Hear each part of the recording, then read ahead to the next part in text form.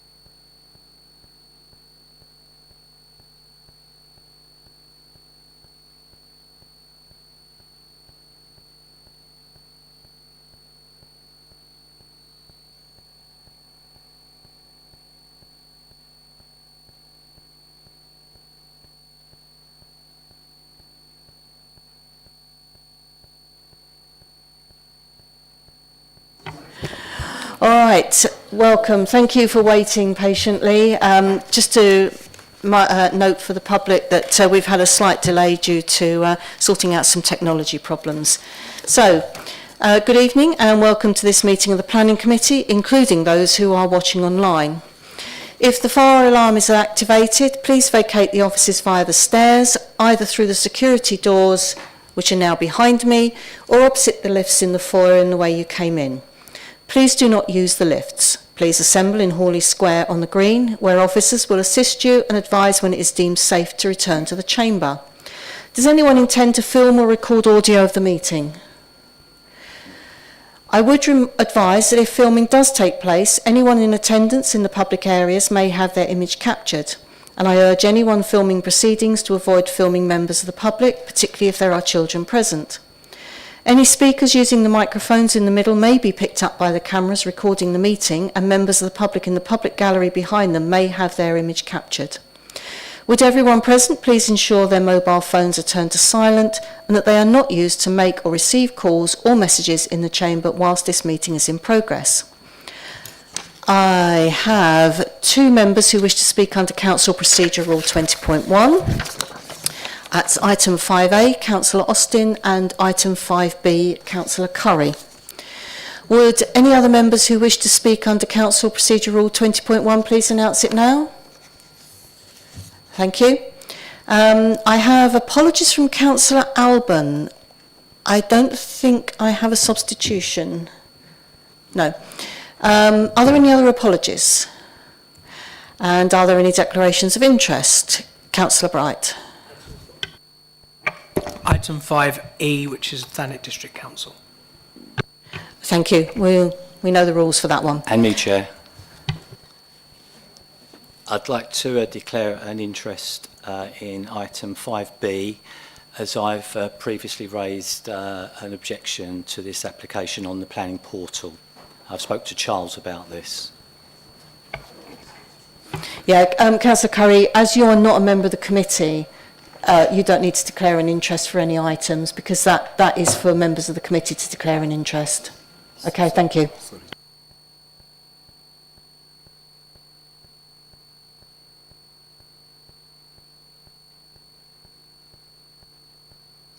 Okay, I've just had an update. You had advice from the monitoring officer to that effect. Thank you very much.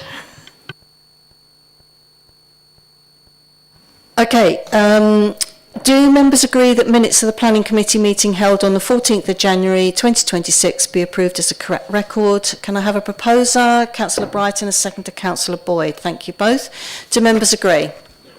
Thank you.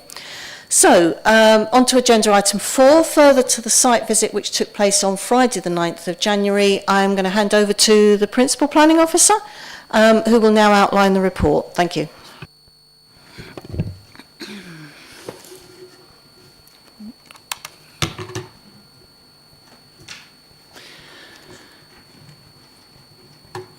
Okay, thank you, Chair. So this is an application for 32 Hawley Square. It's a full application, the listed building application having previously been approved. the application is for replacement of the windows within the front elevation, a retrospective application. As you can see, it's this property here. And then it's for works to the rear, which include the erection of the trellis that you can see above the rear boundary wall, and the erection of a barbecue in this location here, and replacement of the roof of the outbuilding and the erection of the trellis on the side boundary wall as well. So just to remind members of photos from the site visit. So first of all, these were the original photos, so showing the rear elevation of the property. This was the barbecue in this location here and the trellis on the boundary. And then this was looking at the existing outbuilding, and then the roof was replaced in this location here, and the trellis runs around the outside, and there's currently plant pots on the roof of the outbuilding. And then again, more detailed view of the barbecue and the trellis. So these are photos from our actual site visits. So again, you can see the outbuilding and the trellis in a clearer detail in this location here, and then running along the side boundary. And then this was a photo taken looking towards the neighbour. So the neighbours raised concerns with this application to do with potential overlooking and concerns to do with the appearance of the trellis. So this is just a photo that I was asked to take by one of the members looking back towards the neighbouring property. So standing up on the raised flower bed, arms up with the camera, looking back towards the rear window of the neighbour. And then this is then in the neighbour's garden, looking back towards the application site in this location here. So again, this is the outbuilding. This is the trellis that runs along the rear alleyway, and then the trellis that runs along the side boundary. And then another view of that. And again, and then this was taken from inside the neighbour's property. So this was a study, and then this is looking towards the outbuilding. And again, you can see the trellis in this location here. And then this is taken from the rear alleyway, and you can see the site here, and you can see the trellis in views from the alleyway, and again in closer detail. So this is the existing proposed elevation. So again, the only changes were the windows, and then this was the existing rear and the proposed rear, which changed the rear window to the doors, and this was the outbuilding. And again, this is the proposed plans for the outbuilding with the new roof and the trellis that runs around the roof. And then that's a rear elevation. So again, you can see the trellis, which is what you can see from the rear footpath, and then the side elevation with the trellis that runs along the side boundary. So the concerns that have previously been raised from the neighbour were to do with access to the roof and the potential for overlooking on top of the roof of the outbuilding. Sorry, I'll just go back to that photo. So we saw on the site visit, the applicant showed us how he accessed the roof. He brought out a ladder, showed that that's how he would access the roof of the outbuilding to water plants that are on the outbuilding. The concern from the neighbour is that the applicant potentially accesses that roof and would overlook into the garden. As you saw from the report originally brought before members, there was a condition that we'd proposed, which stated that the flat roof of the outbuilding shall not be used as a roof terrace for the purposes of outdoor living, and shall only be used for access and maintenance purposes.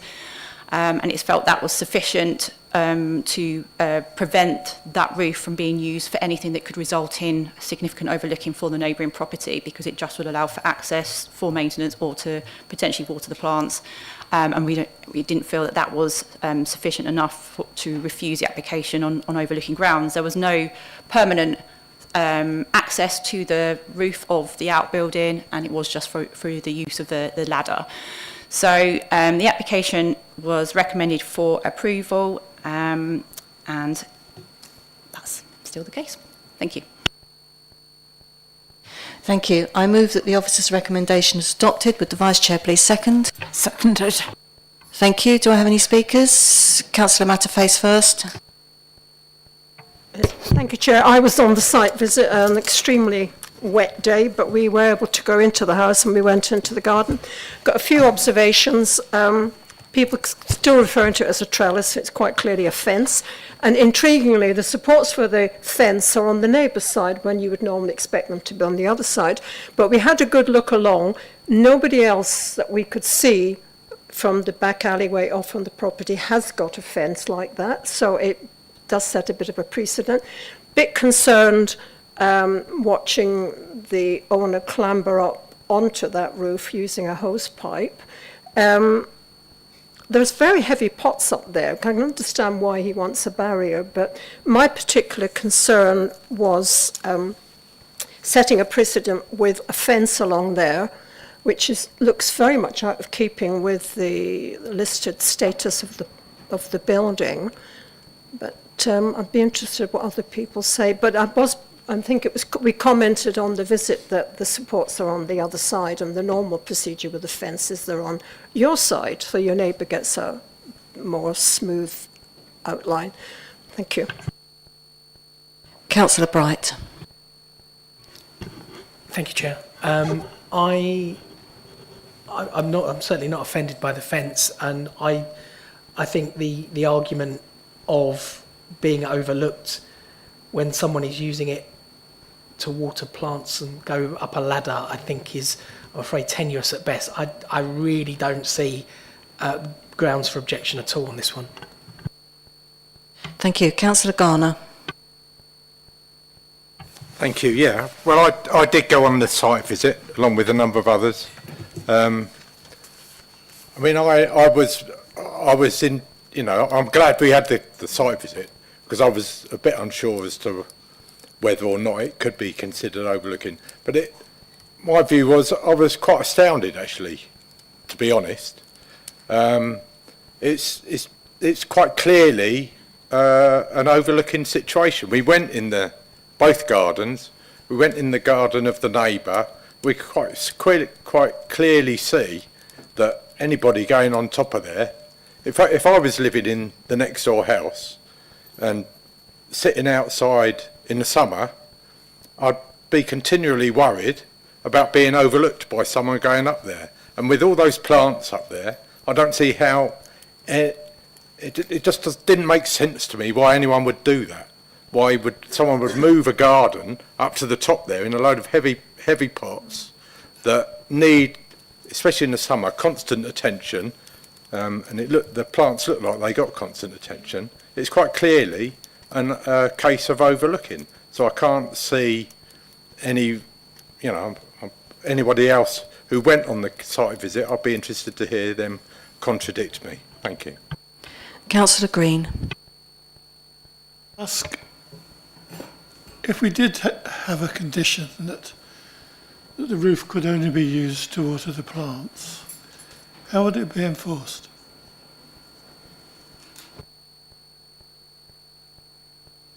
Well, I mean, we currently have the condition proposed that it can't be used to sit on, so the proposal isn't including the use of the roof at all.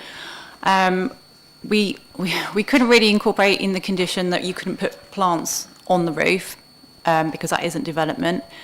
Obviously, from what we saw from the site visit, he's using a ladder and using a hose pipe to water the plants, and yes, there is a potential that he could access it, and presumably is to put these heavy plants on the roof, and the neighbour is saying that that is the case.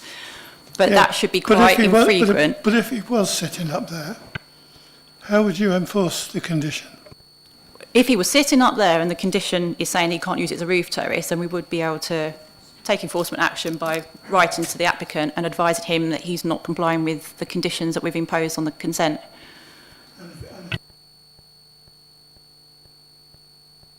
So if it was persistent and we received the complaints and the evidence as such, then we would serve a breach condition notice. If then there's a breach that occurs during the time period that's stated on the breach condition notice, and we've got evidence to that extent, then we would consider whether or not to prosecute on the basis of a breach of planning condition. So it is all about the evidential basis behind it. Well, the aim here is clearly the condition is a deterrent. You know, that's what the condition is trying to do. It's not to say that it's unenforceable, because we do think it is enforceable. Ultimately, what members are actually considering is the terrace bit, sorry, I say terrace, the fence that's around the structure, because there's no staircase that's permanently being put in here. It's not actually that what's being asked of us is to consider a roof terrace as such. That's why we're really putting the condition on to kind of make it clear that that's not what is being approved here, and therefore, obviously, the use that's been identified as being more for the maintenance than the plants. It is tricky because it's no different from any other structure in anyone's outbuilding, someone putting something on top of it, and you wouldn't need planning permission. The only bit that needs planning permission is the fence. So that's why it's tricky when we're talking about the use and someone sitting up on something, when that's not actually really development as such. Anyone could sit on anything. So this is why it's a bit more of a deterrent condition, to make it clear that if this does happen because it's facilitated by the fence that's up there, that we think that there are suitable grounds that we would be able to take enforcement action. So yeah, that's why we think the condition does stand up to scrutiny. And I have no doubt that if we received the complaints, if it was happening, we would receive the complaints, and then we would act on that, whether or not it's informal first, and then potentially formally. I do have several people waiting to speak. Councillor Boyd next. Thank you, Chair. I also went on the site visit in January, and my impression was that from the 31, or was it 32, but the owner's house, from that, looking out on that lovely roof terrace, whatever you want to call it, was lovely. When you went next door, it was atrocious. It really was ugly compared to everything else, because it's a row of houses. So it stood out like a sore thumb, and it was quite ugly. From the little ginnel at the back, so again, it sort of loomed over us. And when the applicant mounted the ladder, that was a very dodgy, I work in retail, and I would not be allowed to put my foot on that ladder. So he can break his neck if he wants to, I'm sure, but he pointed the hose, and it wasn't a very precise hose, so that there was a scattering of water, and God knows what would happen to the people underneath in the ginnel. So it really is obtrusive. It really is not what it aims to be. Isn't happening, and I think the Grade 2 listing is out of the window as far as what is there. So I really can't approve this. Sorry. Councillor Wing, thank you. I too went on the site visit, and I think both owners of both properties should first of all be congratulated for the way they've restored both buildings. They were stunningly beautiful in their very own way, which is why they're listed and why that is such an important area. I think the whole thing revolves around what makes a roof and what makes a roof terrace a roof terrace. So I've just Googled it, and actually a roof is a protective covering designed to keep a building free from water, while a roof terrace is designed for recreation, seating, gardening and entertaining, and it normally has some sort of protective barrier around it, fence, wall. This roof terrace, if we could go back to the picture, this roof has clearly been turned into a roof terrace. And I also agree with the trellis. I've actually got a bit of trellis exactly like that on a flint wall that divides me and my neighbour. It's only a small section, and I think it belongs to the neighbour. And he's put the good side on my side. He's been a good neighbour. I think the view from the alley, it is the only listed building with that fence. It's not a trellis, it's a fence. A trellis is normally attached to something. A trellis is attached to a wall or a fence. A fence stands by itself. If we go back to the view from the other family's home, then clearly pots, like Councillor Garner said, will need watering throughout the season, and I cannot believe that he doesn't go onto that roof, which gives him a clear view into the room on the back of the neighbour's house. But also it's a distraction, because if you're in that room and you suddenly see somebody, I mean, that fence is about just between my knee and my waist, so you've got nearly a whole person above there showing. I think he's turned the roof into a roof terrace, and that is the confusion I have. I also think that the condition is ambiguous. It says only be used for access and maintenance. It doesn't say access for maintenance, and it doesn't say access for maintenance of the roof. So I think the owner of that property could probably argue, well, I was just gaining access, as the condition says, to actually maintain my pots. So I don't think I can support this, because there's too many ambiguous elements to this that can be sort of bent, if you like, or it's too much grey area. So I am conflicted. Thank you. Councillor Makinson. Thank you, Chair. If I'm sure it can be either a trellis or a fence. It's a contemporary design. We have one like that in our garden. I don't think that whatever a Georgian fence would look like would be appropriate there. If you follow this through and you make the applicant take down the fence and then take down the plants as well, which the trellis or fence may stop from falling, you still get left with the roof of the shed. We're not saying he can't have a shed there that he can get on the roof too. And I maintain that if he really, really wanted to look into his neighbour's garden, there are easier ways of doing it than climbing up a very short ladder onto a roof that doesn't look that comfortable, with his deck chair and sitting there peering into his neighbour's garden. I think he's made a beautiful job. I see no objection whatsoever to that trellis or fence. It's fine in my opinion. Thank you. Thank you. Councillor Bright. I can't believe this is the second time I've spoken on this.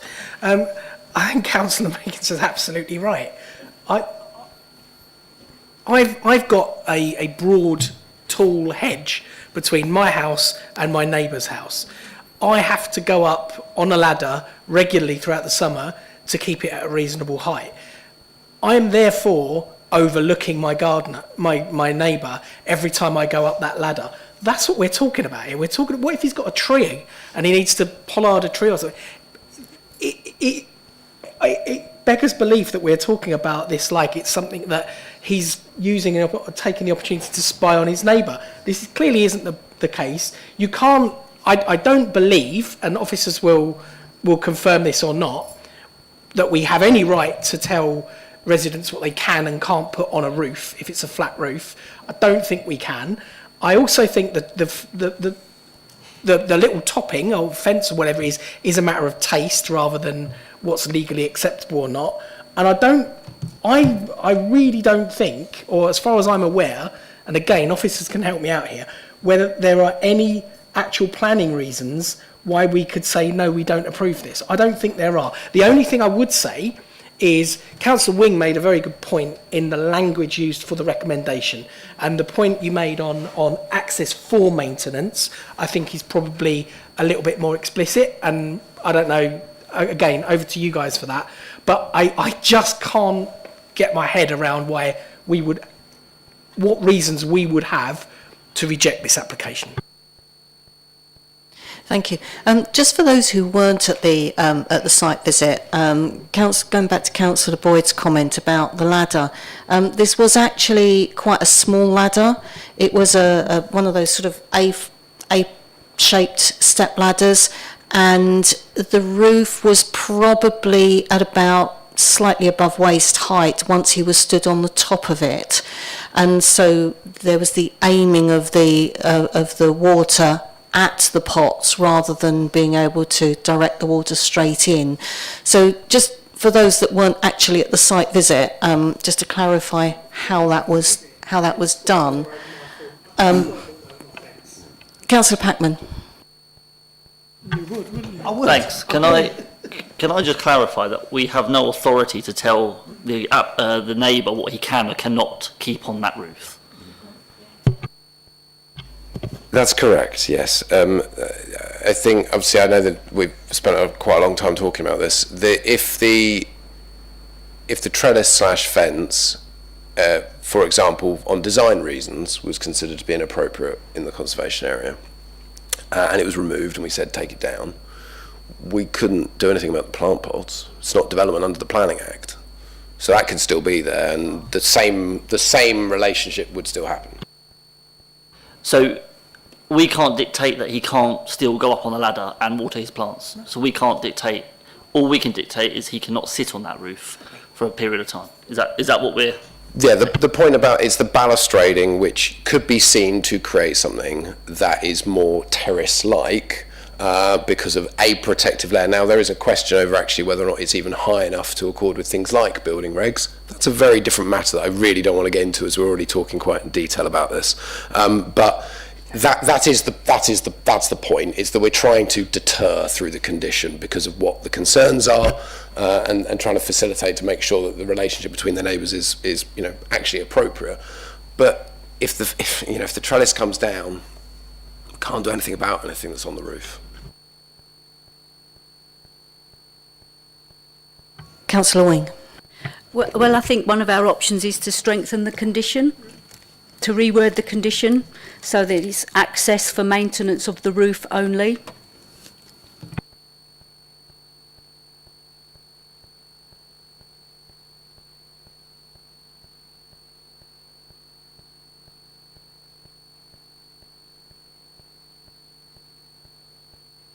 Councillor Wing, would you accept that as a delegated option if we approve this tonight, with the delegated option to for officers to review that condition and strengthen the wording of it? So just because usually whenever we change a planning condition, I'd normally say vote down the motion that's in front of you, and then we then put a new motion which includes the new wording of it. We're talking about one word, which is "and," to change to "for," and so I would, I think in terms of that level of change, I certainly think that would be something that we would be mindful to do. I mean, the one thing I might actually, this might be the appropriate time to possibly bring in our legal officer, who is sorry to put Corin on the spot, whether or not we would. Whether or not it's a withdrawal of the motion that's in front of members at the moment, with the proposer and the seconder agreeing, and then the new motion put forward with a change to the condition would be a cleaner way of doing it. I'm not sure.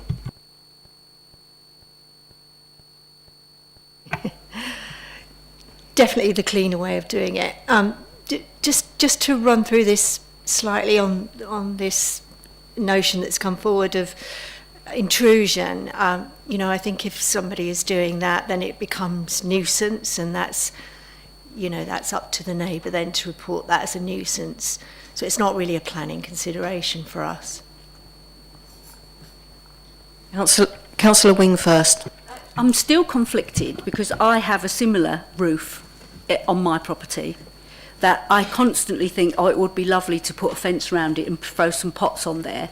But I don't do it, and I don't do it for one reason, and that's because to the side of me is a window, somebody's bedroom. I did get on my roof in the summer. I got on my roof, went up my ladder to the front of my ladder to paint the front of my house.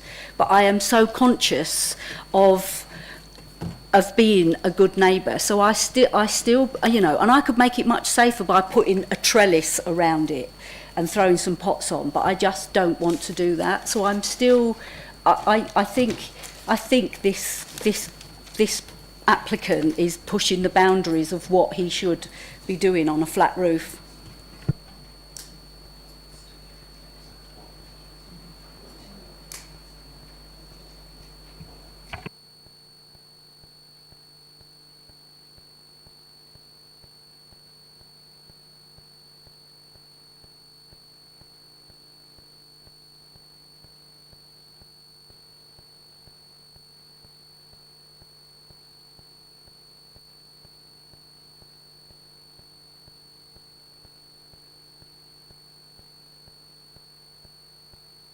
I'm a little conscious that we're beginning to go around in circles here. I have had two indicators to speak. The first one is Councillor Makinson.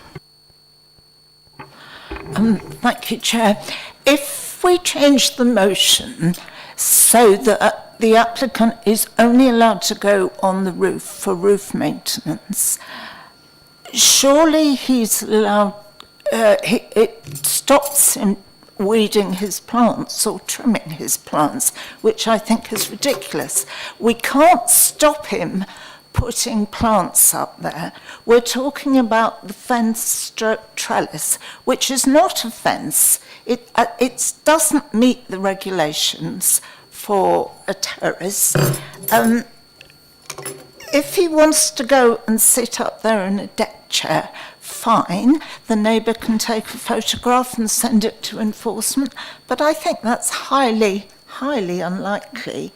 The upshot of it in the end will be he'll have to take down his shed, because the shed will always be there with a roof. Whether he can put something on it, whether he can put a trellis to support his plants, it's getting a bit ridiculous, I think. Thank you. Thank you. Councillor Bright. So for the benefit of, we've got a few members of the public in tonight, so for the benefit of the members of the public, I'm just going to say that this committee is not here to regulate how people behave towards their neighbours. Yeah. We are here to decide on planning applications within the framework of the law. We all need to just remember that. So Councillor Makinson is 100% right. I suggest, Chair, that we move to the vote. If members are minded to, we vote the motion down. We then change the wording from and to for. We vote on that motion immediately and we get on with the night.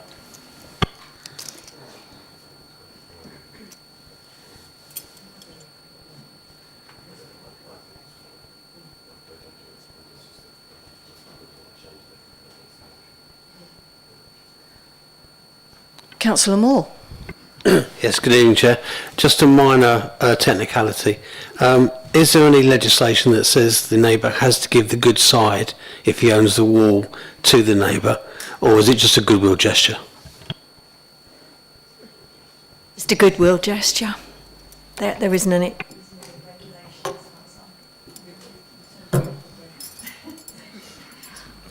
So that last sentence again. Yeah, sorry, that I'm not aware of any regulations around that or statute. Okay, I think we have got to the end of the debate on that. Councillor Makinson. Sorry. Thank you. So we will now put the motion for the officer's recommendation for approval to the vote. Would those in favour please indicate?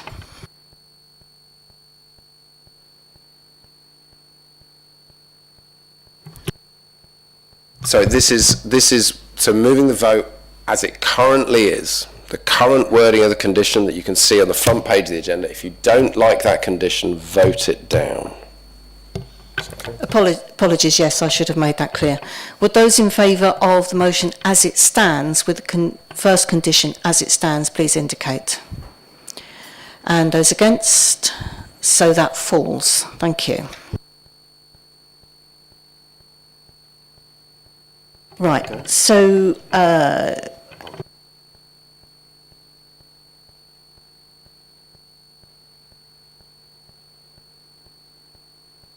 right, so we're going to say put it to the vote to approve the motion subject to the change of the condition 1, which Mr Livingstone is now going to read out the new wording. So this is the same application for approval with the condition that the flat roof of the outbuilding shall not be used as a roof terrace for the purposes of outdoor living and shall only be used for access for maintenance purposes. The ground of that is to safeguard residential amenities currently enjoyed by occupiers of nearby residential properties in accordance with policy QDO 3 of the Thanet local plan. And so I propose that. Can I have a seconder? Councillor Makinson, thank you. Would those in favour please indicate?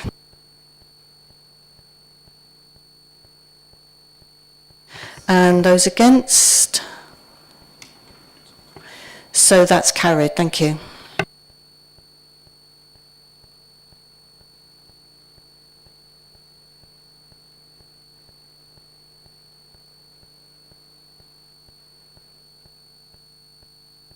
Right, thank you. Moving on. Agenda item 5, schedule of planning applications. Any site visits will take place for committee members on the morning of Friday the 6th of March, should we decide to. So public speaking, agenda item 5A is 36 Liverpool Lawn, Ramsgate. Public speaking, firstly in favour, I have Dan Blake. You have 3 minutes. Thank you. So good evening, members of the committee. Thank you for the opportunity to speak in support of the proposed change of use of a 4-bedroom dwelling at 36 Liverpool Lawn to a 4-bedroom HMO. It is acknowledged that the application has been called in to enable members to discuss 5 key issues. I will address each briefly before concluding why you should support your office's well-reasoned recommendation for approval. Firstly, the Ramsgate Conservation Area. Members should note that this proposal does not involve any external alterations to the building. The only physical change to the building is the opening of the existing front door. Beyond this, the door will remain unchanged. The Conservation Officer has therefore confirmed that the proposal preserves the character and appearance of the conservation area, as no heritage harm can be considered to arise from a change of use that is entirely internal. Secondly, HMO concentration. Policy HO9 sets clear guidelines to prevent proliferation and harmful clustering of HMOs. In line with this policy, there are no licensable or permitted HMOs within 50 metres of the site, which is below the 5% threshold. It therefore follows that this is not an area experiencing over-concentration, and approving this application will not undermine community mix. Thirdly, waste management. Waste Services have confirmed that the proposed recycling and waste provisions are adequate. A condition is also proposed to repair/replace the existing bin store, which will materially improve the current arrangement. Fourthly, fire safety. Building Control have confirmed that the layout can comply with building regulations. There is also no technical objection from professional officers. Therefore, permission should not be upheld on these grounds. Finally, cycle storage. To be clear, no cycle hanger is proposed as part of this application. Officers have also confirmed that the site is sustainably located and that no additional cycle storage is required to meet highway standards. A separate application for a cycle hanger will not therefore be pursued. In conclusion, members, this is a policy compliance scheme that is supported by officers, and there are no technical objections from highways, conservation, waste, HMO licensing, or building control. I therefore respectfully ask that you support your officer's recommendation and grant permission subject to the proposed safeguarding conditions. Thank you. Thank you. Speaking against the application, I have Alex Jarvis. You have 3 minutes. Thank you, Chair. I'm Alex Jarvis, owner of 37 Liverpool Lawn, speaking on behalf of the many residents who have objected both to the original and amended application, 38 objections. The committee has been provided both photo handouts and a website link to assist in its decision, but in summary, we urge you to refuse or, at the very least, defer until there has been a site visit and the report fully addresses all relevant development plan policies. Currently, the report does not enable you to determine this application in accordance with the development plan, as many relevant considerations are omitted. Nationally admired for Georgian town planning, Liverpool Lawn is tranquil, enclosed and defined by single-family dwellings. This character, noted in the Council's own conservation area appraisal, relies on consistent family occupation. The restrictive covenant on number 36 reinforces this intent. It prohibits anything other than a private dwelling. An HMO is not a private dwelling. The report fails to reflect the Council's duty to pay special attention to the desirability of preserving or enhancing the character of a conservation area when exercising planning functions. It only considers the absence of external alterations, which is merely one part of character. It also fails to properly assess the loss of a family dwelling beyond just the HO19 threshold test, rather than providing you with the full information needed for a policy-compliant decision in accordance with the development plan. Number 36 is wholly unsuitable as an HMO, which even a cursory site visit would confirm. The owner of listed number 35 has already raised noise, waste and vehicle impacts on their amenity. 4 residential units across the narrow alleyway will exasperate this. The condition in Policy HO19 to require suitable parking arrangements or adequate on-street parking is not met. Contrary to the assertion in the report, 4 adult transient households will inevitably generate more parking demand than one family home. Our evidence on the current competition for on-street parking has been ignored. The condition that an HMO must provide suitable arrangements for the storage and collection of waste is not met. The bin storage is 75 metres away and through a padlock gate. This is 2.5 times the 30-metre government guidance to carry waste, and this is not one family. 4 separate households are unlikely to manage bin bags, recycling and collection days over that distance regularly. The report makes the erroneous assumption that HMO waste generation is equivalent to that of a single-family household, contradicting both government and indeed Thanet Council's own guidance, which is that HMOs produce more waste per head and be measured as 4 separate flats for waste purposes. The tiny waste store requires stacking bins. With black bin collection becoming fortnightly, the risk of fly tipping and blocked access will increase. We respectfully ask the committee to refuse. Policies have not been properly applied. A site visit will confirm this. Thank you, Chair and Committee, for your attention. Thank you. Speaking on behalf of Ramsgate Town Council, Councillor Jane Hetherington. Good evening. Alex has concentrated on the detail of this application and has addressed the planning issues in his presentation and the compilation of additional material that you've received.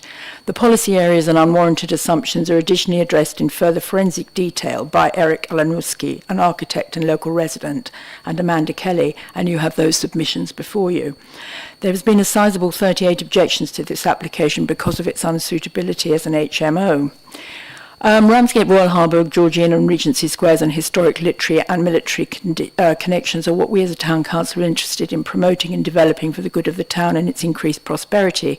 Liverpool Lawn is a conservation area. The terrace is being built in the Regency style between 1827 to 1840 and named after the then Prime Minister Lord Liverpool in 1867. It was planned as a gently curving crescent to exploit sea views from its site, which is set slightly back from the seafront and overlooks our historic and unique Royal Harbour. I state this because Liverpool Lawn is one of the most attractive and photographed areas in Ramsgate, both locally and nationally. It features prominently in the town's programmes of historical walks and literary walks. The Military Heritage Trail and the entrance to the Ramsgate tunnels is centred in the lawn, which is a further attraction. The area is a tight-knit community and there is a commitment among residents to preserve their Grade 2 properties as a legacy for the town and to retain the uniqueness of this historic gem. To state that this change in habitation will not have implications is disingenuous. 4 individuals do not operate in the same way as a family or have the same housing, parking and waste disposal needs, the deficiencies of which are obvious in the photographs we've submitted in this presentation. Number 36 was erected in 2013 and the house was designed to be in keeping internally and externally with the Regency terraces of Liverpool Lawn. There are questions in this application about the barely minimal room sizes, the fire exits through a door into the alley and a ground floor bedroom, opening onto a tiny patio adjacent to the street and pavement. There is no garden attached to this property and that in itself poses some obvious difficulties for residents of the new HMO who will have no outside space dedicated to their needs. The property's been on the market for some time and prior to this was rented as an Airbnb. The application is presumably to make the property more marketable for the current owners who will not have to live with the consequences of a multi-occupancy building in an area unsuitable for such a development. The case officer states that speculative concerns about potential future behaviour are not grounds to refuse planning permission. However, it is disingenuous not to be able to envisage potential difficulties through the unsuitability of this property. I'm all too well aware of social difficulties arising from the poor management of some local HMOs. There are many properties in Ramsgate better suited to HMO provision, and we would like a site visit. Thank you. Speaking under section 20.1, Councillor Austin, you have 3 minutes. Thank you, Chair. Good evening, colleagues. There are many concerns about this application. It's attracted 38 objections. The Heritage and Design Forum and the Conservation Officer both express reservations. I want to highlight 3 very practical concerns. Firstly, parking. Yes, we know it's not supposed to be a consideration close to the town centre, but with an HMO catering for young professionals, it's disingenuous to suggest 4 new residents won't need vehicles to get to work. Parking is already a real problem here, with concerns not only about the narrow street but the weight of vehicles over the tunnels beneath the road, so introducing more vehicles is a safety concern. Of course, some new residents may be able to cycle to work. There's no room for cycle storage at the property, and the applicant now states there are no plans to install a cycle hanger. Where then are residents with bikes expected to store them? Surely cycle storage is essential for an application of this kind. My biggest concern, though, is the waste management. The bin store is small and distant. Government building control regulations, echoed in TDC's own policies, say householders shouldn't have to carry waste further than 30 metres. You've heard that 36 Liverpool Lawn does not comply with this. The officer report suggests 4 individuals create no more rubbish than a family of 4, but as councillors with HMOs or flats in our wards, we all know this isn't the case. 4 individuals are 4 separate households. They create more waste than a family, and of course they manage it separately. So that's 4 full bin bags each week into one small bin inside a small, distant bin store. But as we roll out the simpler recycling scheme, as we're legally obliged to do, starting this spring, there won't be 4 bags but 8, as black bin collections will move to fortnightly. So in one small bin store, we'll now have 4 food waste caddies, 4 recycling containers, somehow squashed in on top of a single black bin containing 8 bags of general waste. This may have worked when the house was a short-term holiday rental, and maybe as a family home, but I don't believe it'll work as an HMO. Mess, smell and health hazards from overflowing bins seem likely to be inflicted on both residents and neighbours. My final worry is the room arrangements. The revised plans retain a bedroom on the ground floor with French windows opening onto the street, overlooked by other buildings and by passers-by. I would not wish to be the person living in this space with so little privacy. In conclusion, might I suggest a site visit so you can see these issues for yourselves? Thank you. Thank you. I will now hand over to the Principal Planning Officer to outline the report. Thank you, Chair. So this is the site outlined in red here. This is Liverpool Lawn, and you can see Adelaide Gardens on the right-hand side here. The smaller red area is the current refuse store, which I'll show you photos of later.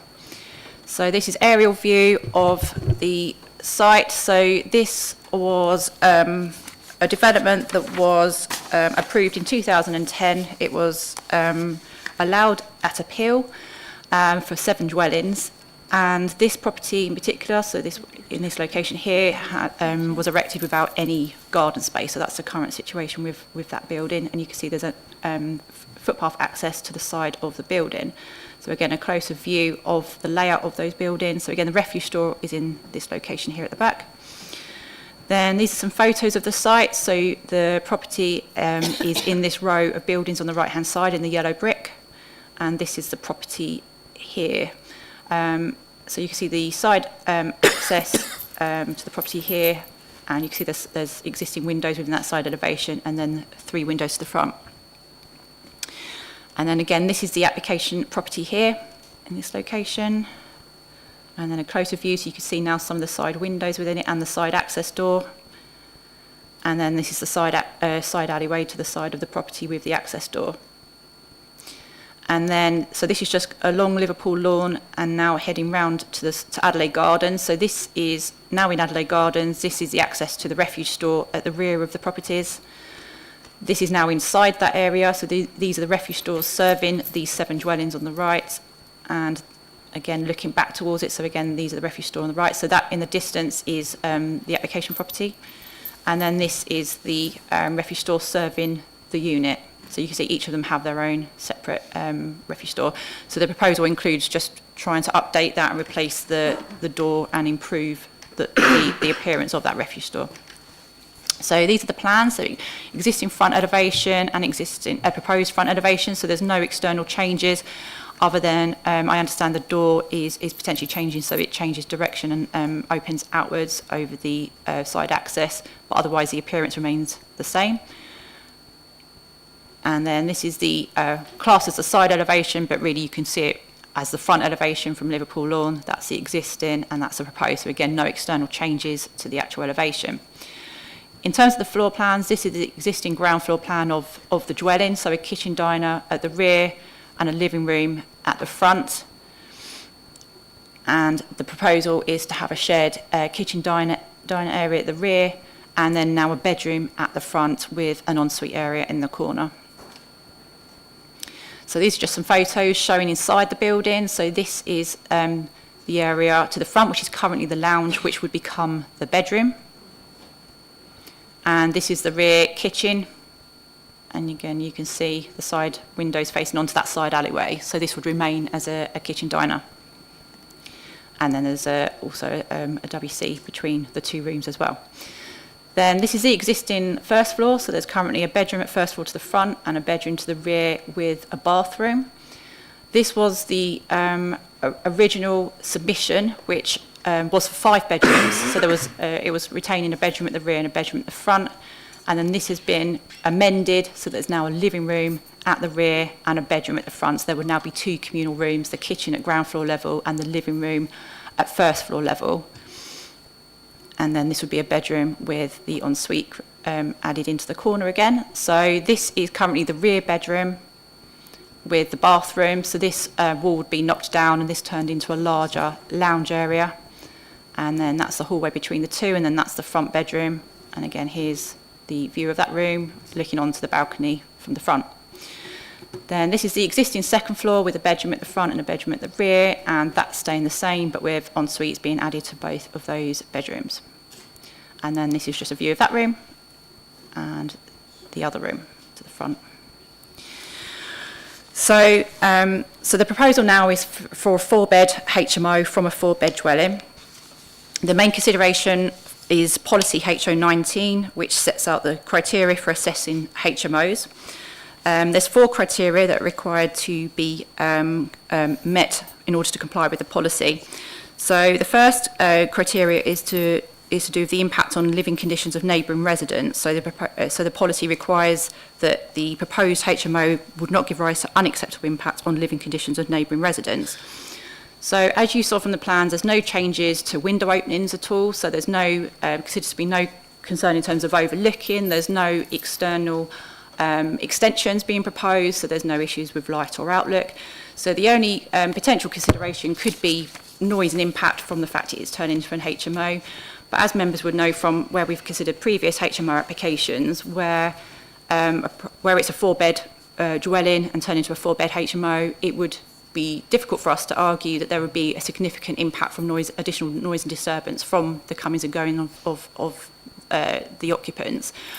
As you saw from the plan, there's no existing rear garden, so there wouldn't be any noise from any rear garden area. It would all be from inside the building, and therefore it isn't considered there would be significant harm from the change of use in terms of noise and impact to the neighbouring properties.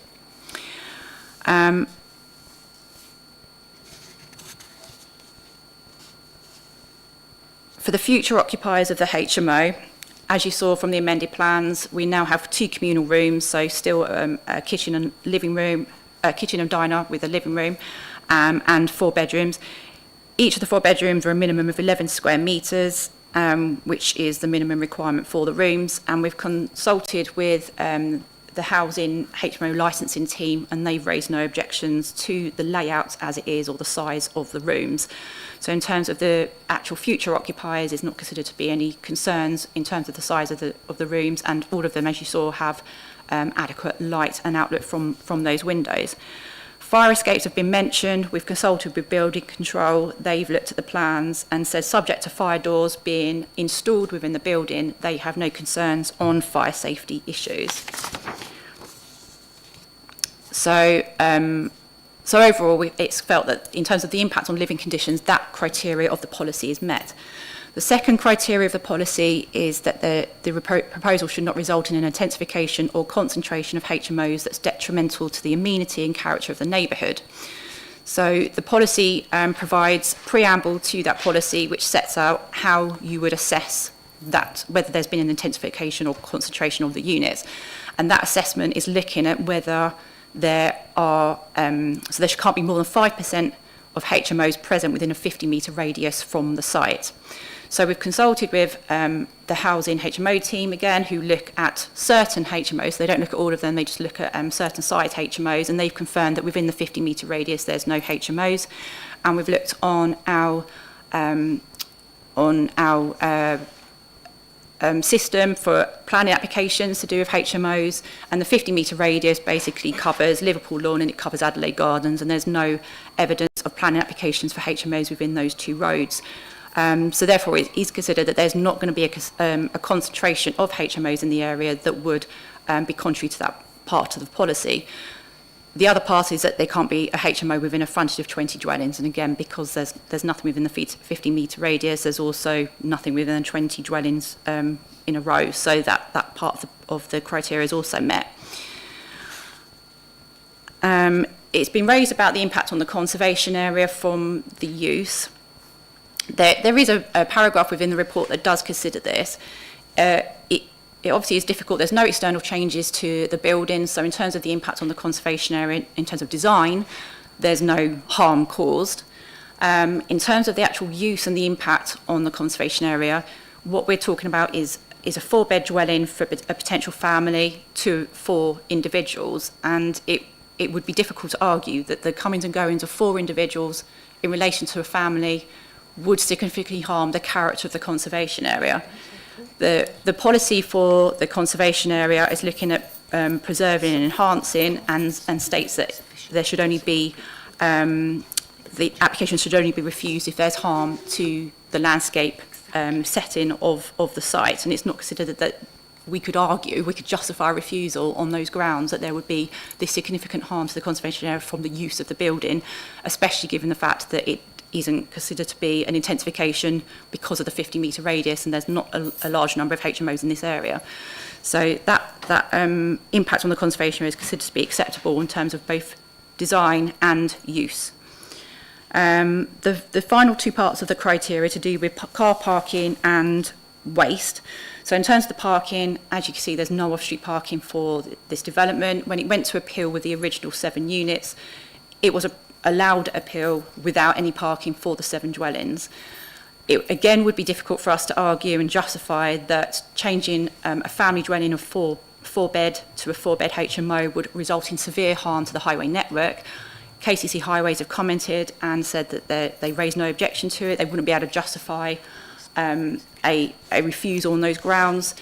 And members may be aware, maybe remember an application that was in a nearby road, which was Addington Place, where we did refuse an application on lack of parking, and we lost that appeal with the inspector considering that the site was sustainably located in close proximity of facilities and services, and therefore we couldn't sustain a refusal on highway grounds, and that was for a development of I believe it was for 6 dwellings with only 2 parking spaces. So it really would be difficult for us to try and justify an impact on highway safety as a refusal.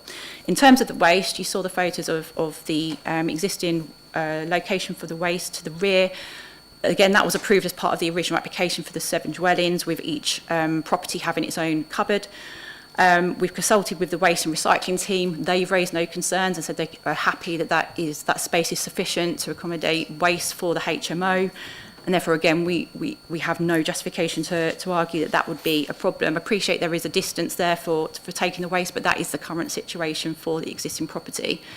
And that's how these buildings were approved, with that waste in that location. So, again, it's felt that we could not justify a refusal on that grounds. So, overall, it is felt that the proposal does meet policy HO19. It meets each of the criteria. It won't result in significant harm to the conservation area.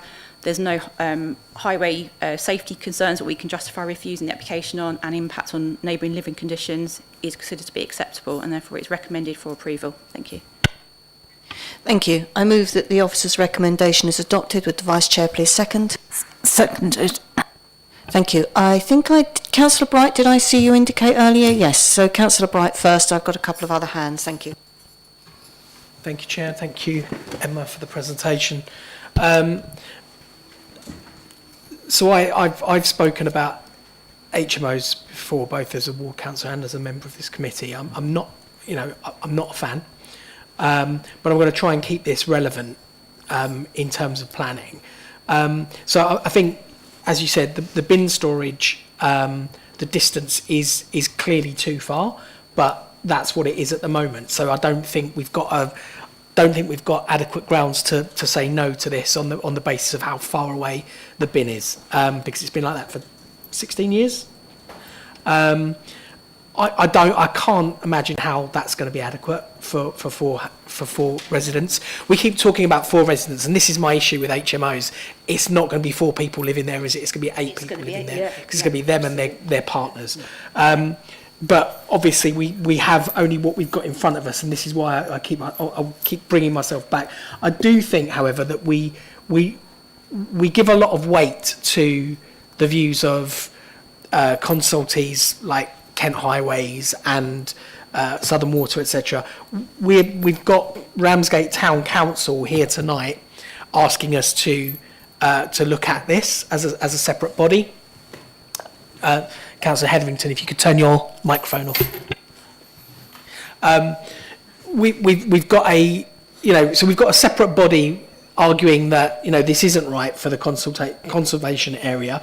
We are spending an awful lot of money as a council on the regeneration of Ramsgate, and it just doesn't feel right that we're talking about having HMOs and all the issues that they bring. And I know, again, what issues that we see from other HMOs in the district are not relevant to this specific case, but I feel I need to at least air those opinions.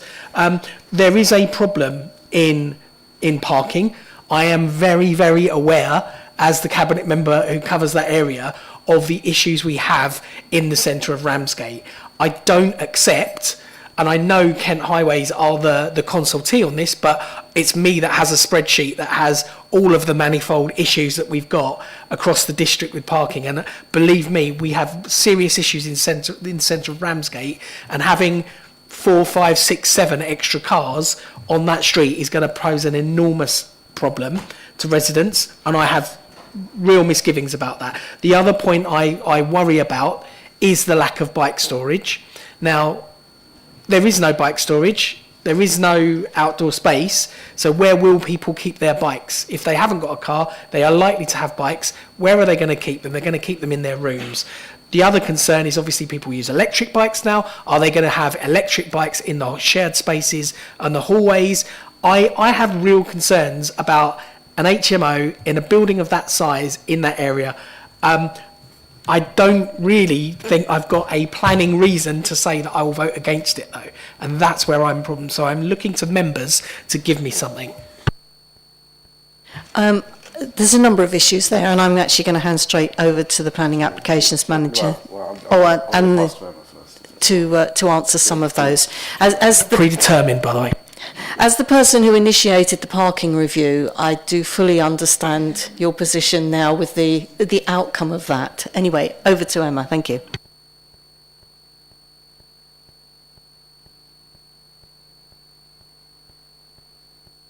Sorry, it was just at one point that you mentioned to do with how many people were likely to occupy it, and you'd mentioned 4 is likely to lead to 8, but just to draw your attention to condition 3, which states that no more than 4 persons shall occupy the property as the principal or main residence at any one time. So that is yes, thank you, enforceable condition.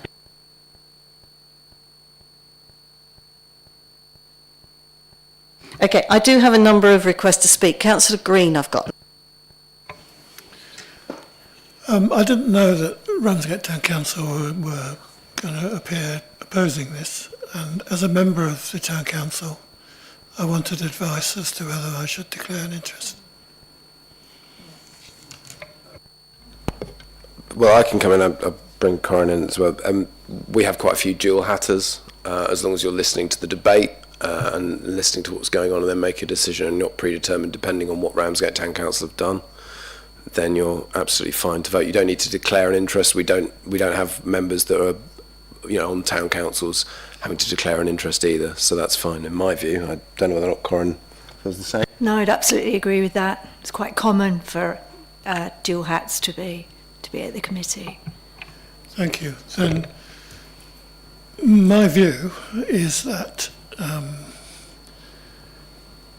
people that purchase properties in a conservation area do so thinking that their neighbours are going to be concerned about the preservation of the look and feel of that conservation in the same way that they are. Taking on a property in a conservation area has costs in maintaining the property in compliance with the rules that this council proposes on that conservation area.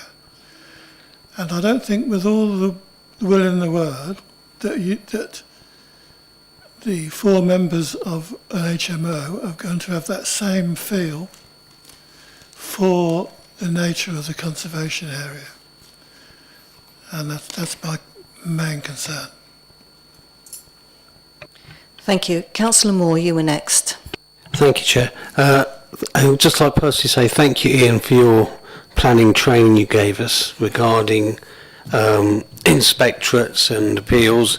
And this evening we've had both applicant and the residents giving their points of view as to why it should and should not be given. But clearly, if it does not break any planning policy whatsoever, and it's ticked all the boxes, I can't see how we can refuse it on the basis that if it goes to appeal and it's passed, it costs the council more money. I appreciate that nobody wants an HMO and everyone thinks an HMO is a dirty word, which it isn't. And I appreciate all the points that Councillor Bright brought up, and I'm in agreement with some of the points that Councillor Bright has brought up. But as he mentioned earlier in the other application, we're here to look at this on the planning criteria, and therefore if it doesn't break it, then I find it hard to refuse it. And I love Ian or Emma to reaffirm that the points that both parties have made don't break the planning, because if they do, then we can vote against it. If it doesn't, then it's a no-brainer. Thank you. Thank you. I have Councillor Matterface next.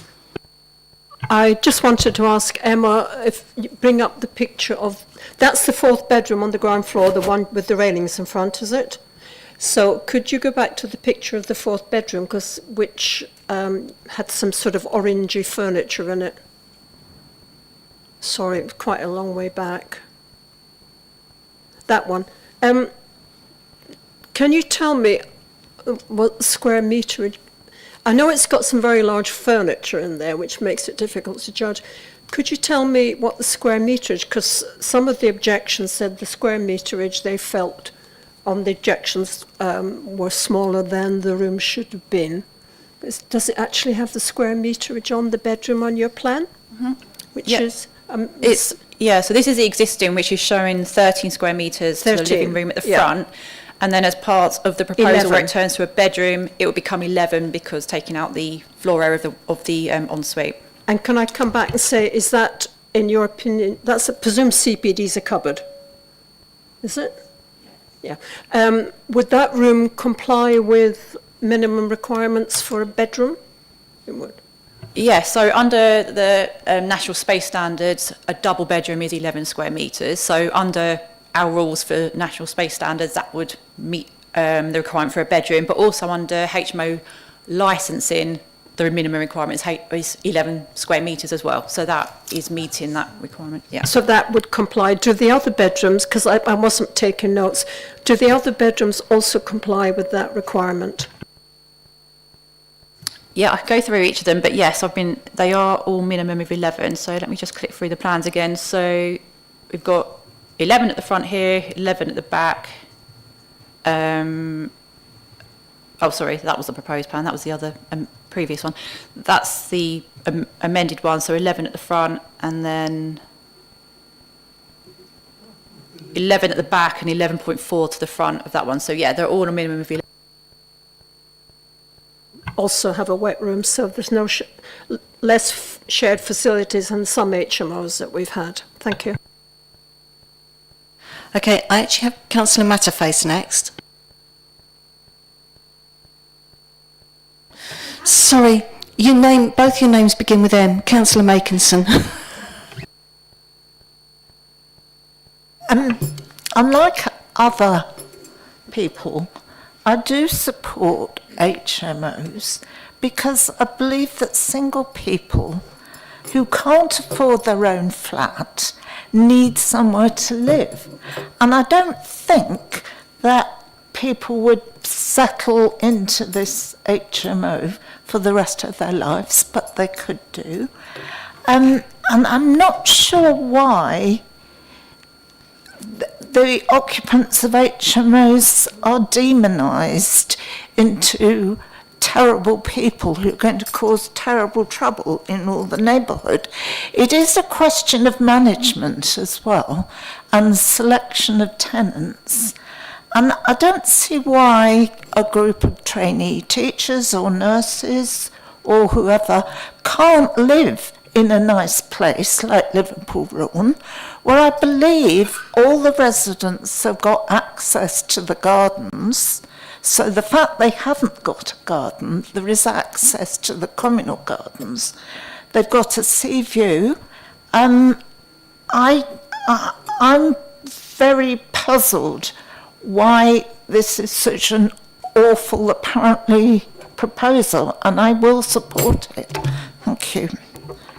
Thank you. Councillor Wing. I would actually urge my colleagues on this committee to request a site visit. I do know this area very well. I walk my dog there most days.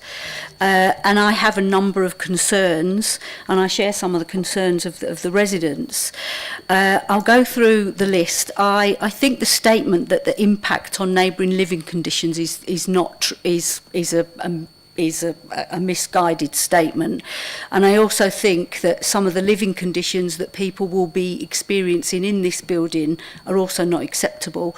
Could you go back to the picture of the alley, which I went and measured and is actually 182 centimetres wide. I can nearly touch either wall with my hands, and if you see, that is the front door, which I think you said will open onto the alley, which is a material change to the externalness of the building. We've said there is no material change to the external building, but there is. I don't know another Georgian property or Regency property that has a door that opens onto an alley. I've just tried to find the owner of that alley, because I believe you need permission from highways to have a door which opens into an alley. I think permission would be even more important on an alley which is only 182 centimetres wide. Somebody walking down that alley as they do, and the door suddenly opens and we've got somebody in an injured situation. So there is a material change to a building in a conservation zone. I also am really perplexed at why the living room is where that second window is, up there. So above the door, that is the living room. And the living room was moved from the front where the bedroom is, which I think is a bedroom on a ground floor is absolutely ridiculous. That window, tonight when I went to measure, that window directly looks into that bedroom of the neighbouring property, something I think is totally unacceptable. So there could be somebody asleep in that bedroom while there's four adults in the living room making noise.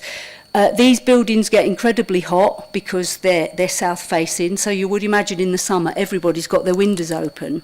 When it comes to the bedroom, I'm sure it is acceptable to actually have a fire exit through a bedroom, but I wouldn't want to be the person sleeping in that bedroom when there's a fire on the top floor and somebody's bashing on my door, can I come through, can I come through? I would feel even less likely being in that room if I was a single female in that building. So I think that actually the concern for whoever's in that bedroom. Another reason for a visit is, if you notice, they're actually off-centre. So instead of walking past those buildings, as you would on a normal street, they actually face towards people if you're walking that way, so that those double doors, those French doors, are actually partially facing towards the pavement. At its nearest, or its closest point, is 83 centimetres from the beginning of the pavement. The middle is 132 centimetres, and the furthest point is 152 centimetres, so less than 2 metres away from people walking past and cars going past. French doors are not that secure either, so you've got somebody sleeping in a ground floor bedroom where somebody might knock on the door and say, I need to come through because it's the fire exit, and also the doors are not that secure at the front. I I just feel that people should come and actually visit the site and have a look at the aspect of this situation. This was originally one bungalow on the site with gardens. It's now 7 buildings, and now technically we are turning it into flats, if you like, for a dwelling for 4 separate people to live in.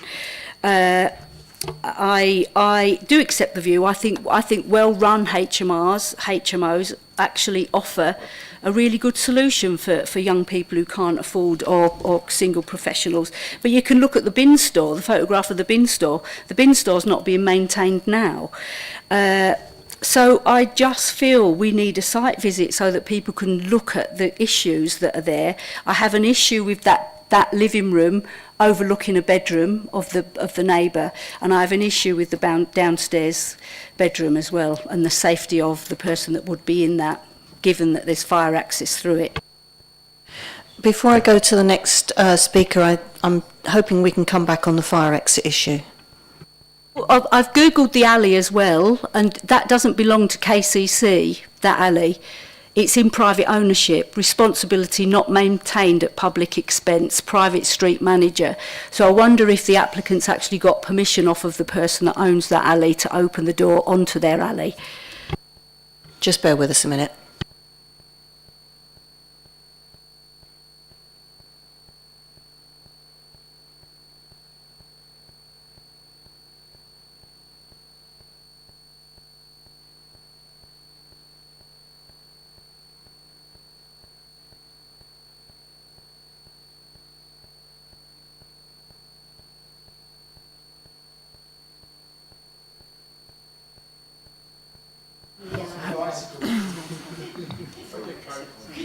So on some of those points you've raised, so the reason that, I'll just go to the floor plan, so the reason that the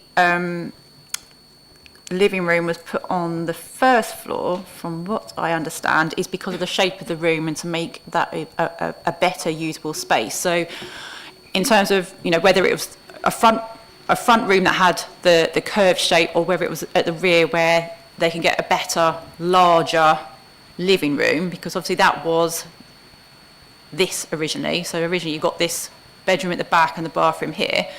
So I believe they've turned that into the living room because it was a better, bigger space that could be communal space. But there's no reason why that couldn't be swapped round, that could still be a bedroom, and then you could end up with the lounge back on the ground floor, which is where it is at the moment. So that, if that's a main concern, there's no reason why that couldn't be changed back to how it was.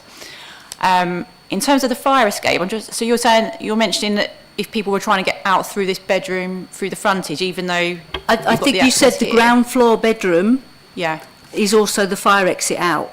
I mean, the fire exit out would be the main door from the hallway. I mean, yes, I guess it acts as a secondary access out from the building, but that would be the main door, and I'm assuming that's why the door's been turned around as well, to face outwards, because of fire safety reasons, so that it's not blocked and you can actually get out. So I'm assuming that's why. Obviously the actual changing of the door in itself doesn't require permission. If someone changed the door and made it change direction, that in itself isn't requiring permission. But they are proposing it. I would challenge that. I think it does need permission when it's opening over the highway. Yeah, I mean, it would need maybe potentially permission from the owner. It doesn't need planning permission for them to change and open out over us. But if it was a highway and that was owned by KCC, then potentially they would have to get some form of approval potentially from them. It's privately owned, but this plan could not, if they didn't get permission for that door to open outwards, then the plans wouldn't be they wouldn't be fire safe compliant anyway.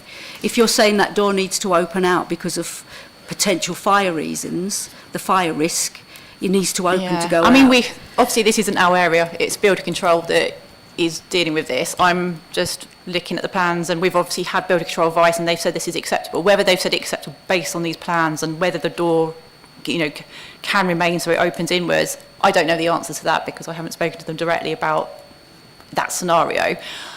But obviously what we're looking at is the use here. We're looking at the proposed use, and if they can't meet building regs to turn it into a HMO, then they can't turn it into HMOs. But under planning, obviously we're not looking at necessarily the fire safety side of things. but we have obviously got a view from them generally about it, and they've said that they're happy with it, with the plans that we currently have before us. I don't know if, was there another point? I would advise people to come and have a site visit, because I can't tell you how difficult this particular site is.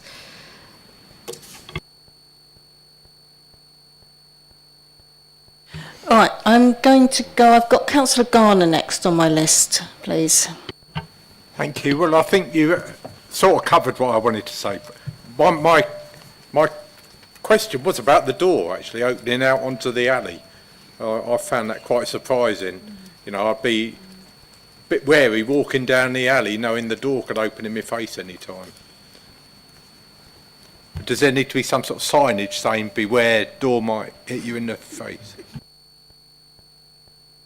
It's not a condition that we would put on the application, no. Okay, bear with me. I've got Councillor Boyd next. Thank you, Chair. Just for the record, I'm not a fan of HMOs. For me, it feels like a retrograde step, that this is how we lived 100, 150 years ago, were forced to live. And so I'm not a fan.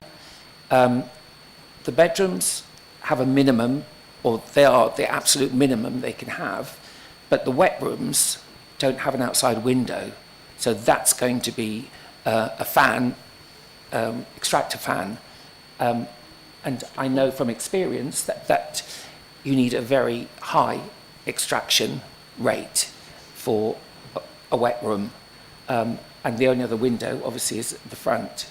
So good luck to the people that have to live in that humid, unaired place. And then I think the French windows at the front door, if I was a sex worker, that would be a lovely way to let people in, rather than waking up my neighbours. So I don't have a problem with the French doors at all. Thank you. I missed that comment that caused so much hilarity, but I believe that maybe that was an inappropriate comment. I do have Councillor Bright, who once he has stopped laughing, is my next person to speak. Yeah, I just a comment really in response to Councillor Wing. I don't. And I would like, if you could confirm, I don't understand what we are going to see or how we are going to benefit from a site visit, because I think the evidence is here. Everyone's issues with it seem to be quite understandable, but again, it goes back to Councillor Moore's point about planning, the planning framework and planning law. So I'm not sure what benefit will be gained by us going to have a look at something that we don't like already, kind of thing. Okay, before I ask Councillor Wing to see if she can answer that question, I had a very urgent hand go up from... Councillor Matterface wanted to speak. That urgent. In the alleyway, there appeared to be blocked windows. Is this replicating the window tax, or are those windows just blocked because they haven't got any glass in them? If you go back to your alleyway picture, Emma, with the... Keep going. Go back. Oh, you've got three windows on the side that are obviously just boarded up, but they're meant to be kind of replicas of 18th century window tax windows. Or are they going to be windows they just haven't got the glass in? It looks a bit odd. I would have thought that would have been a design reason with the original building, that, yeah, I mean, that if you've got the main front window, you wouldn't necessarily need that side window because that's just serving that same front room anyway. So that would have been a design reason when that application was approved for them to be. The only difference being in the window tax, they were actually bricked rather than just what, I'm not quite sure what that material is. Do you happen to know if it would be possible to open those windows, or are they brick behind it? They're not windows, they're just external decorative features. Okay. I believe that those three windows were not windows because they would look into the balcony of the that's why site visit, because they sit in a weird way, and they actually stagger back. The buildings stagger back, so it was a very tight site. And they also, instead of being parallel to the road, they're actually at an angle, which the sex worker would find it very. No, can we not have those references, please? Thank you, Chair. I do just want to come back on this point about windows. It's an existing relationship that exists in terms of windows.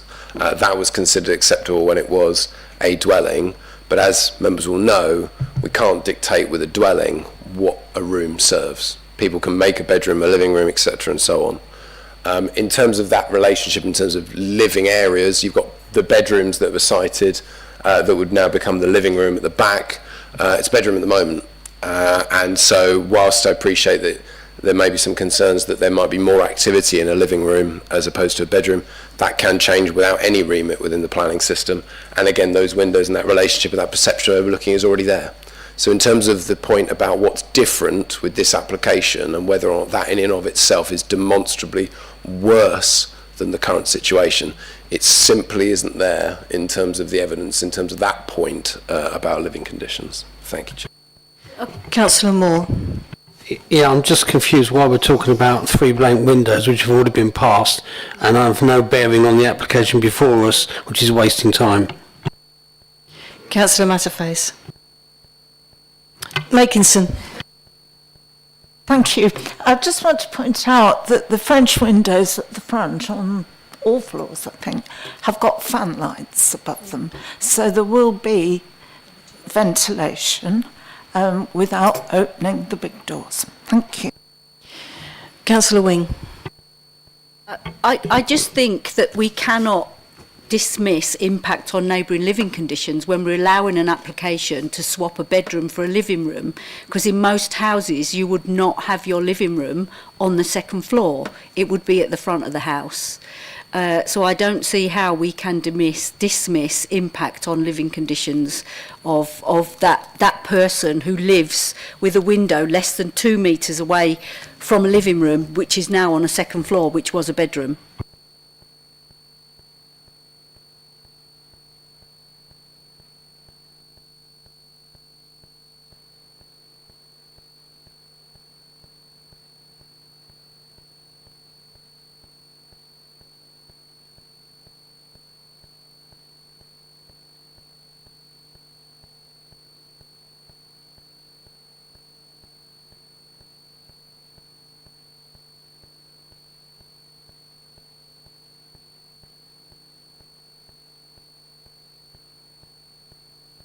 Okay, I'm just going to raise one question that I've got, and which is the difference between a non-registered HMO and a registered HMO, and that's because some of the questions that came up from the speakers earlier were about the numbers of HMOs in the area. I'm now going to hand over to Mr. Livingstone, who is going to answer that and several other questions that have arisen so far. I didn't know I was going to say anything else, but the question in terms of it is a licence, so this would need to be a registered HMO because it's 3 stories.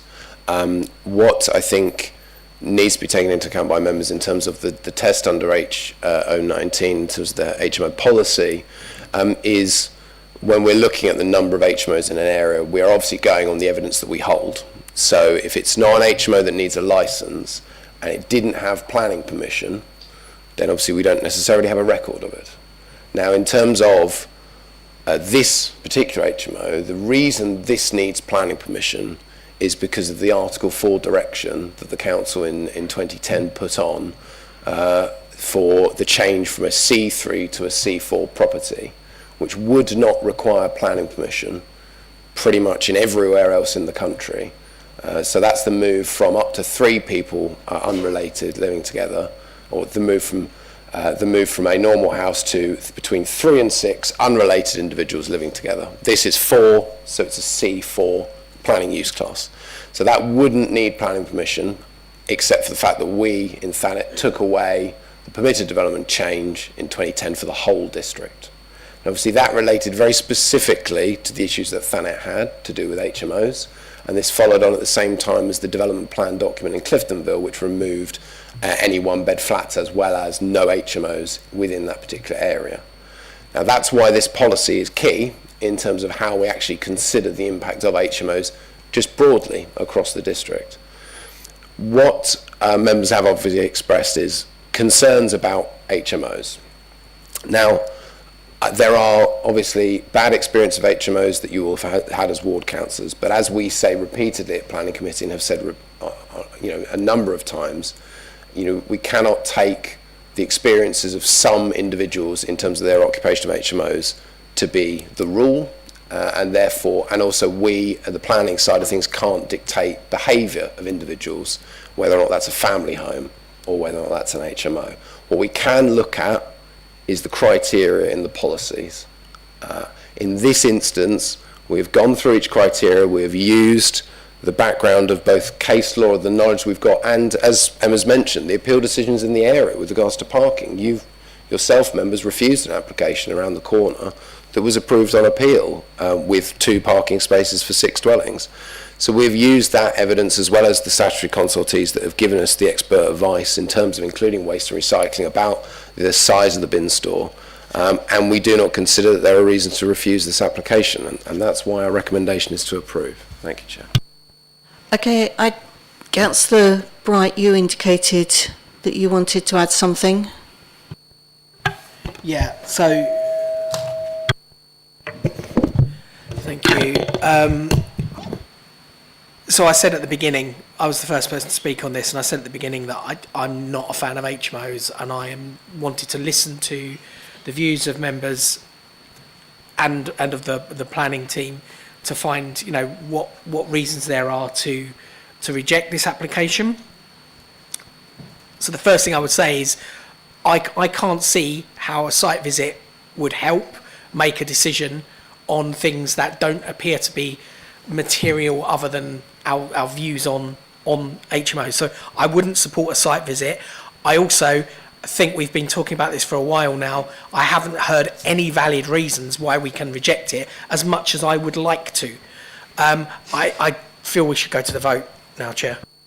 We will, as soon as I've given Councillor Green, as the last hand that went up, an opportunity for the final word. I just wanted to ask Ian why Thanet District Council banned HMOs from Cliftonville. It's not particularly... well, it's not particularly relevant for this one, but I will jump in for... That's the Chair's coughing.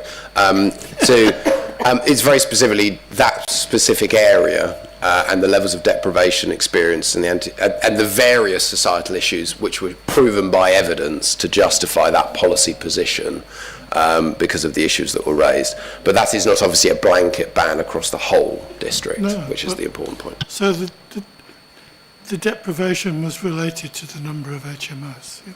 And various other reasons. I would defer you to the development plan document for just the rationale. Oh, sorry. Okay, there are a couple of... I am going to move to the vote. There are a couple of things that I think Councillor Wing raised earlier that might want to be followed up afterwards if this is approved, and I have no idea at this stage what the outcome is going to be, and that's the outward-facing door and the possibility of moving the lounge. Are those things... What would happen to those questions if this is approved at this stage?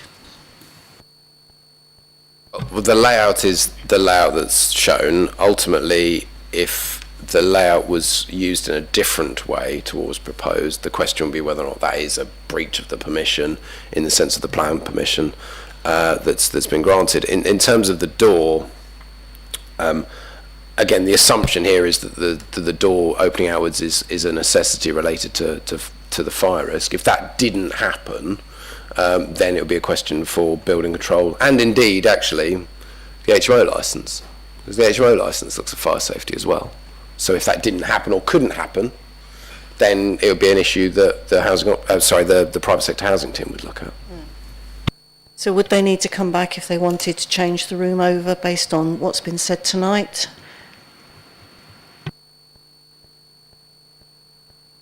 I mean, if there was an issue, for example, there was a concern that the change that would occur to the plan would result in detriment to the living conditions of the new residents, because the room's getting smaller. For example, the living room changes the bedroom's getting smaller, then it might be considered that that breach of the plan would result in harm that would necessitate a variation of condition application, because otherwise we'd take enforcement action because it hasn't accorded with the plan.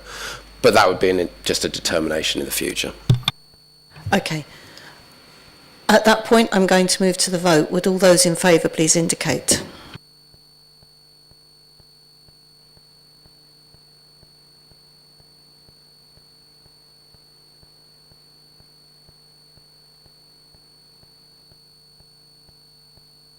And those against? So that's carried. Thank you. Oh, abstentions, sorry, abstentions. That is 2 abstentions. That's carried. Thank you. At this point, I'm quite aware that I think the next item is going to also have some considerable debate, and we have some speakers. So I'm going to take the opportunity for a short break, as I normally do at around about 8:45 if we are going on this long. Sorry for those that are scowling at me. But 7 minutes, please. Thank you.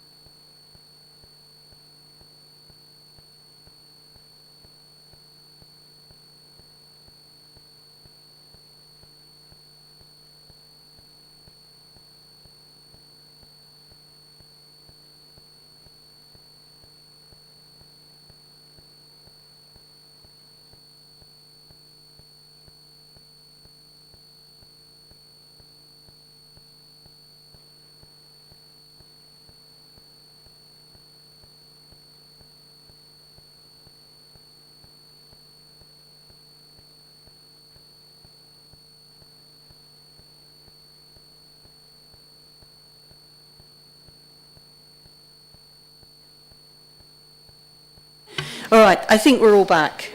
In that case, we can now move on to agenda item 5B, which is 168 North Down Road. Starting with public speaking in favour of the application, Stuart Ingleston. You have 3 minutes. Good evening, members. I'm the agent acting for the applicants for the application before you. The full planning justification under the Town and Country Planning Acts and policies within the Thanet District Local Plan and the National Planning Policy Framework are well documented within the committee report and the justification within the submitted details. These forms of adult gaming centres are a long established and accepted addition to the high streets throughout the country. It's important that I provide you with some background on the applicants who already operate 2 similar adult gaming centres within the Cliftonville area. The first opening in Ethelbert Crescent in 1987 and the second at the western end of North Down Road in 2007. They are therefore an established operator of such centres in the district. There have been no known concerns, both operational-wise or from antisocial behaviour, proof that they are well-managed facilities and experienced operators. The applicants are an independent family-owned business that hold full operating licences granted by the Gaming Commission to operate in gaming centres and family entertainment centres. Incorporated in 2003, but the family has been trading since the 1890s, the 5th generation now running the business. They are full members of BACTA, the Industry Trade Association, and 2 members of the family hold roles within the National BACTA Amusement and Gaming Centres. I am privileged to have worked on behalf of the family for over 40 years. The applicants also have 6 other licensed adult gaming centres and 4 licensed family entertainment centres throughout North Kent. The business contributes both to the local and national economy and employs around 170 local people within the organisation. This therefore shows that the applicants are experienced and well organised operators of similar facilities and can assure members and the wider community that this latest facility will be operated in a similar vein. The applicants are making a considerable investment and the business will employ 6 people. This is a sizable commitment within the main high street of Cliftonville. This is contrary to trends in most high streets where empty premises are widespread. As is included within the planning officer's report, the premises have undergone rigorous sound testing and measures will be put in place to ensure that no sound emits from the property. In particular, the upper floors residential accommodation, which is also owned by the applicant, will be particularly safeguarded. Our experience, along with the clients in developing these small gaming centres, and which are common sites throughout town centres throughout the country. Subject to granting permission, it will be operated as fully set out in the 2005 Gaming Act, and we can confirm that your licensing department have already approved a licence subject to gaining the planning consent. Clear evidence that your authority are familiar with the applicants and have full confidence in their ability to run this facility to an acceptable standard. I trust that gives you some formal background on the applicants and their considerable experience in operating similar facilities within the locality over many years. As well as being a major employer, they are also keen to work with the neighbours. Thank you. I do need you to wind up, please. I confirm that we have worked with your planning department and consultees to ensure the application before you fully meets all the planning and associated criteria. Thank you. Hence, Speaking as ward councillor under section 20.1, Councillor Curry, you have 3 minutes. Thank you, Chair. As a Cliftonville West ward councillor, and along with many other Cliftonville residents, I do have concerns regarding this planning application. A 24-hour adult gaming centre combined with an outdoor smoking area would add no community or social benefit to North Down Road and the neighbourhood. Studies have shown that these businesses are disproportionately located in areas of economic deprivation, and there is already an over-concentration of gambling outlets in the immediate area. Another 24-hour adult gaming centre and several bookmakers are close by on North Down Road, plus another 24-hour premises in Ethelbert Crescent a short walk away. I believe there is a conflict with the local plan policy SP10, sustainable regeneration of Margate, and the need to encourage and support a healthy and thriving community. North Down Road and the immediate area has steadily improved over the years with a diverse range of shops. However, it still suffers from ongoing antisocial behaviour and economic inequality. There is a strong feeling locally that this application would have a negative effect and impact on the area, and Environmental Health previously recommended refusal due to potential noise issues for the flat directly above the premises. There are already a high number of gambling establishments on the road, and I note around 40 objections on the planning portal. I feel there are valid considerations for this application to be refused.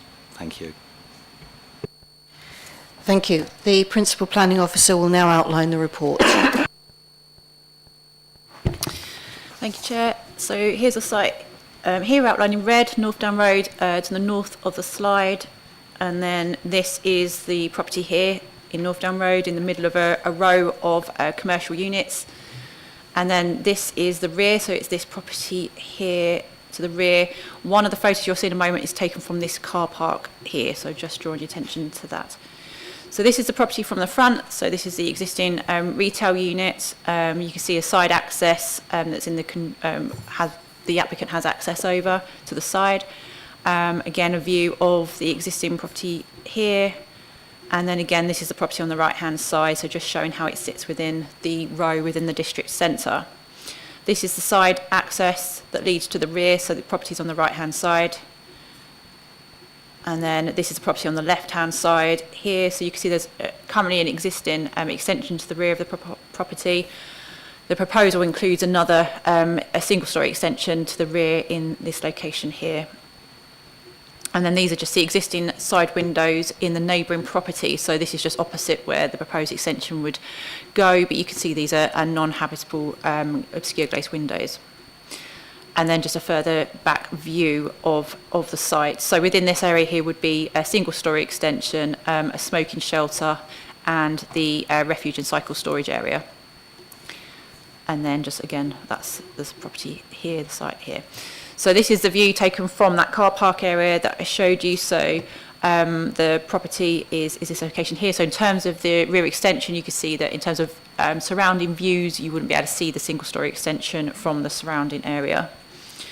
So these are the plans. So the existing is on the right-hand side and the proposed on the left. So the application is for a change of use from retail to a adult gaming centre, which is a sui generis use. The proposal also includes the replacement of the shop front. So you can see here on the right-hand side is the existing shop front, and on the left is the proposed shop front. The shop front will be timber. It will have stool risers, a recessed central door, and therefore, in terms of impact on the conservation area, it's considered to be a well-supportive, good design that's traditional in its appearance and materials. This is the existing rear elevation on the left, so that was the extension that you saw from the photos, and then this is the proposed extension that would be extended beyond that. And you can see there's also the cycle store and refuge storage area, and some air conditioning units would also be located at the rear too. This is the existing ground floor, so North Down Road's on the left-hand side of this slide, so I've had to turn it round because it's such a long plan. So you've got North Down Road here. This is the existing retail unit, and then this is the existing extension that you saw, and then that was the yard area that you could see from that side alleyway where those photos were taken from here. And then this is the proposed ground floor. So you can see the change in the shop front to the front. So you can see the recessed central door. This is a lobby area that's been created as part of the noise management plan. These areas here are retail display areas, so quite often we have this, that with these types of usage you end up with quite a dead frontage, so we look at trying to provide an actual shop front and an area where there would be some display at the front to try and encourage an active frontage to be retained. So that's proposed as part of this application and would be secured by condition. To the rear of the site is the extension, so the proposed single-storey extension is this area here where it shows office and this space here, so that's the single-storey extension, and then beyond that is an enclosed yard which would be the smoking shelter to serve the unit, and then this is the cycle store and the refuse store beyond that. So this is the existing rear side area at the top here, and then this is the existing from the other side elevation. So again, that's the existing extensions that extend out. And then this is the proposed. So this is the proposed extension in this location here in materials to match the existing. And then this is the smoking shelter. So the smoking shelter will be enclosed by 3.5 metre high walls, and there would be no roof within that space. So it would just be the 3.5 metre walls extending round. The extension itself is 4 metres deep and 4 metres high. And then this area here again, you can see the air conditioning units and the cycle and bin store in this location here. So the main considerations are the principle of the use. So the site's located within the district centre, which is covered by policy EO6 of the Thanet local plan. That policy supports shopping provision. It has no restrictions within the policy on any other uses. So obviously it's not supported necessarily by the policy in that it's not proposed retail use, but the policy does allow for sort of alternative uses. It doesn't restrict the uses that you could have within the district centre. So as a sui generis use, there's no principal objection to this use within the district centre. And as you heard from the applicant, there's a number of other sites in similar use elsewhere within the area and further along North Down Road. So in terms of the actual use, the principle is acceptable, and the actual character of this use is not considered to be out of keeping with the area. In terms of the impact on the character and appearance of the area from the proposed works, as I mentioned, the proposed shop front to the front is supported by the conservation officer and would help to enhance the appearance of the site from the road. The smoking shelter at the rear with the 3.5 metre high walls, in addition to the extension, can't be seen really from anywhere. You might get a tiny glimpse down the side access way, but given how far back it is on the site, you wouldn't really see it from the surrounding area, and you can't see it from the rear as you saw from that photo. So the actual impact from the rear extension and the smoking shelter to the rear would not impact on the conservation area. And then, as mentioned, the retail display and the conditioning of that would help to improve, maintain the active shop front, which supports the function of the district centre. So that's considered to have an acceptable impact. And then the refuse store is located to the rear, so you can see that in terms of the impact on the character of the area from the refuse store, it's fully enclosed and would be sort of a tidy location at the rear there, so that impact is acceptable. So there's not considered to be any harm to the character appearance of the area from this proposal.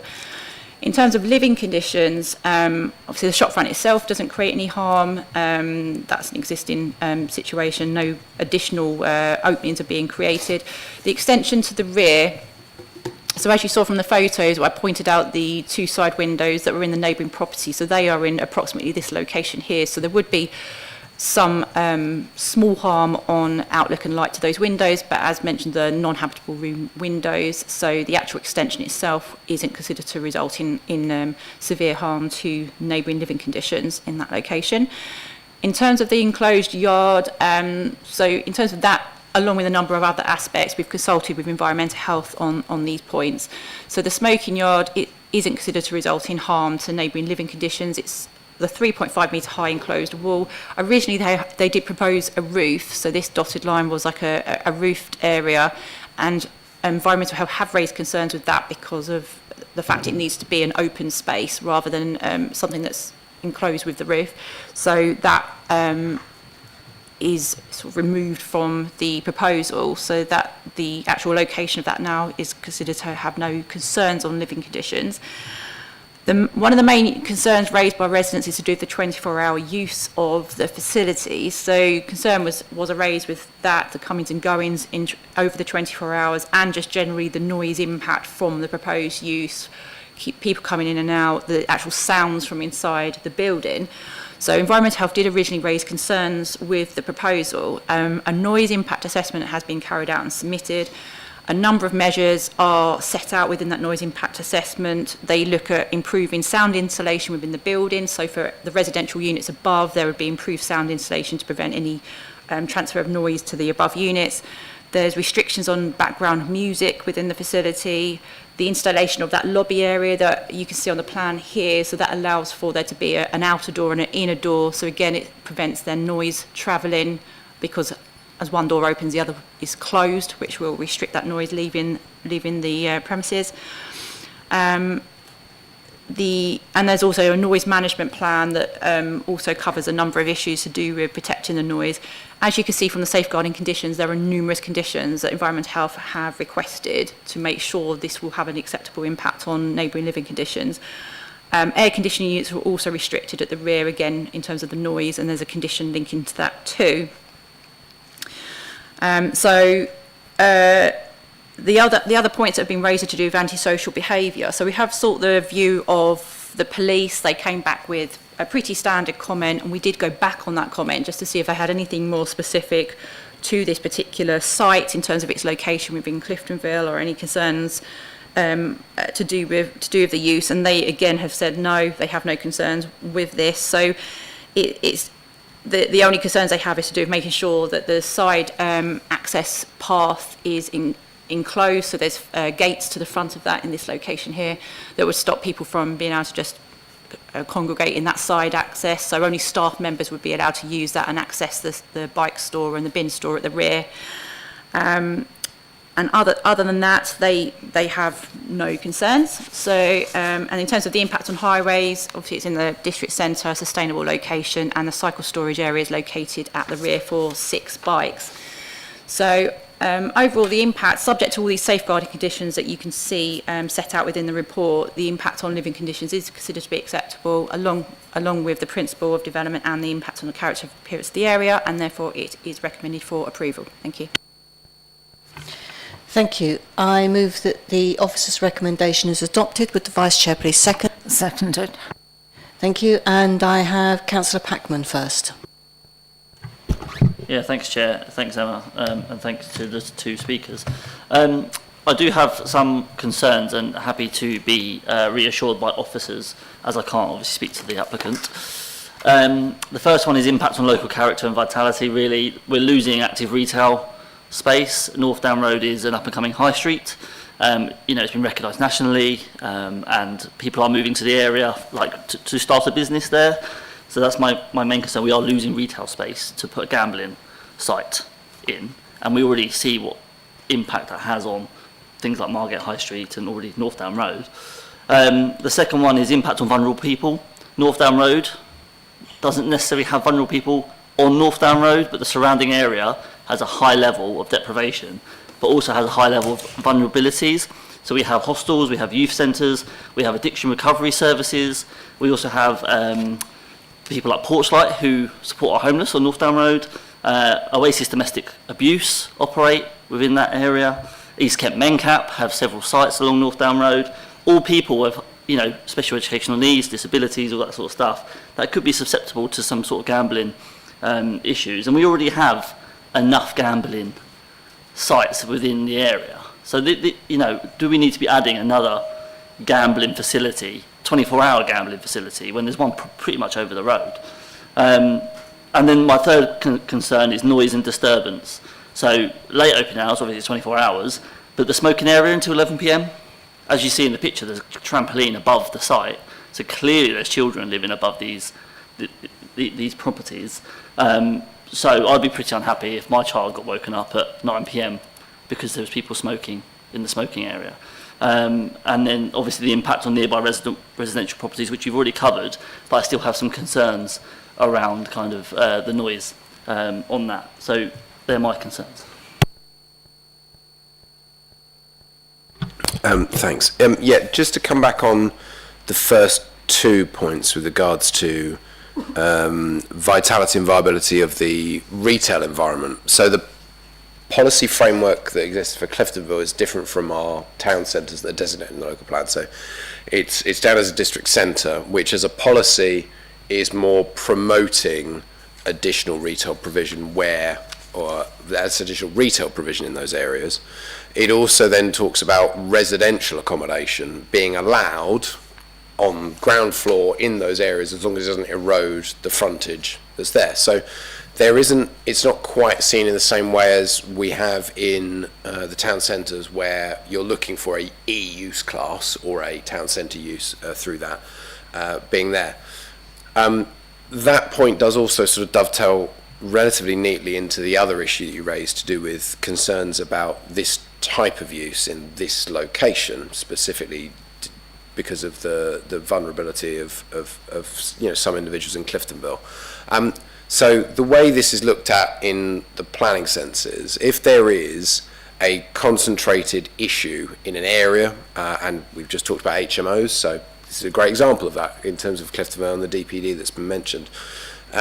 You need a policy framework behind it and the evidence that needs to be tested at examination to justify that sort of policy that says no HMOs, or says no more betting shops, or as Newham quite famously did in planning, no more betting shops and hot food takeaways within a 400-metre radius if you go over a certain percentage threshold. So similar to the way that we've got it for HMOs, that there is an assessment you do about intensification if you've got a certain amount within a certain radius. Now, in terms of that point, even though we don't have that, we don't have a policy that would back that position up, but even if you looked at Cliftonville as it is now, or North Down Road, can I just skip back, is that all right? If we are, so if I get, sorry, I just want to get to the, I don't think I've got one, but basically between Clarendon Road and Wilderness Hill, and to the north of North Down Road where you've got Edgar and Swain, it's a span of about 190, 180 metres. You've got 52 businesses with frontages there. This would make 2 of them to be amusement centres or betting shops. So as a percentage just of that stretch, you'd be looking at about 3-4%. Take it a bit wider and go further down to the east, North Down Road, you then would take in, you've already taken in Ladbrokes, you take in Betfair and another few. But because you are increasing significantly the number of businesses that would be included in any sort of percentage outcome, you are further diluting that percentage. So even looking at the concerns that have been raised, there isn't, on an evidence basis, a suggestion that there is actually an over-concentration. It may be that consideration would be there shouldn't be any more because what's there is enough, and the problems that creates.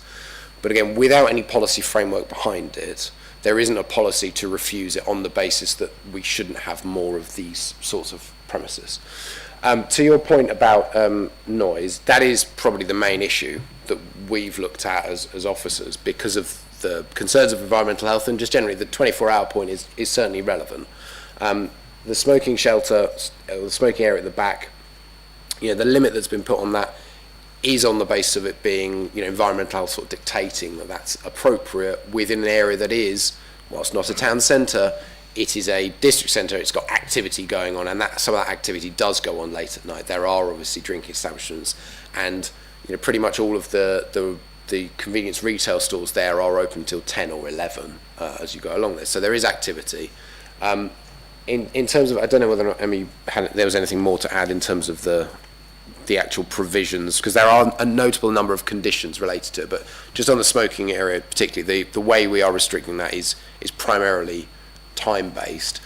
Obviously we do kind of cross into other legislative areas if there was continual noise, disturbance, antisocial behaviour, which potentially moves into the threatening of the licence that's been granted, or indeed goes over and above, that means that environmental health need to look at it under different legislation.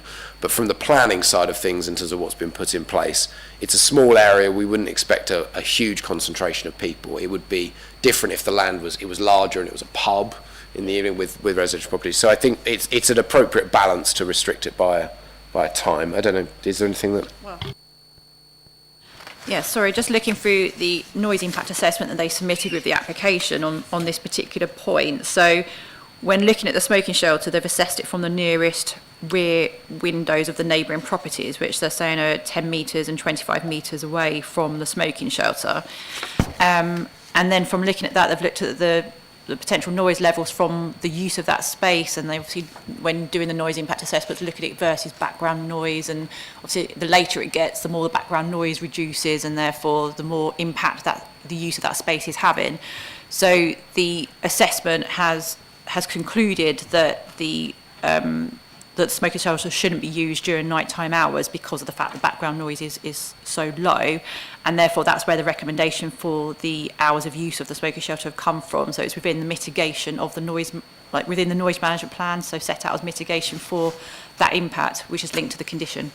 And then the condition restricts the hours but also requires compliance with the noise management plan. So. Yeah, thank you. So yeah, thanks for answering the question around the noise and the disturbance. And we have got to look at what's in the area as well. We've got a camp across this road, we've got the Bellevue opposite, they've all got smoking areas, similar kind of licensing conditions. Fine. I'm still not satisfied on the impact of vulnerable people. And that's my main concern here. There is a lot of vulnerability just within what Ian said within that yardage, you know, like, and I've listed them. So I'm still not satisfied on that, but I'm happy to listen to other members. Thanks, Chair. Councillor Bright. I'm glad Councillor Packman came back with that point on vulnerable people. I was looking at the map as well in the area and had noticed there are adult gaming centres on Ethelbert Road, elsewhere on North Down Road, and as you say, Mr Livingston, there's obviously Ladbrokes and Betfred. Again, this is another one of those, having a conversation about a planning application and thinking about things that aren't purely down to planning. But I believe that the issue of vulnerability is valid in this instance. I had a long conversation with someone at a conference a year ago who's lost their husband to gambling. Killed themselves, and it's no coincidence that places like this adult gaming centre are opening in places where there are high degrees of poverty and high degrees of vulnerability. They prey on people like this. I genuinely believe that there is a case to be made for a level of vulnerability in this specific area that really doesn't need another adult gambling centre. They're obviously doing incredibly well out of people with incredibly little money and incredibly little disposable income. If they can open a third centre, I believe it's inappropriate. I would really love to know that actually, if this came to it, we could make that case. And if we don't have a policy, and I completely accept your point on this, Ian, if we don't have a policy, I will look to colleagues in the coming months. Let's put a policy together. We cannot have our residents being preyed on by companies like this.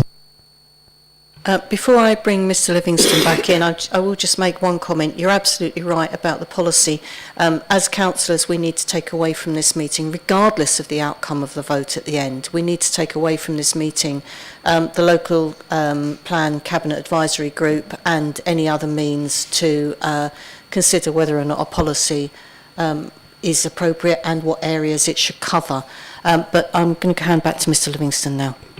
Thank you, Chair. I mean, I was going to come in with a similar sort of point, which is the fact that there is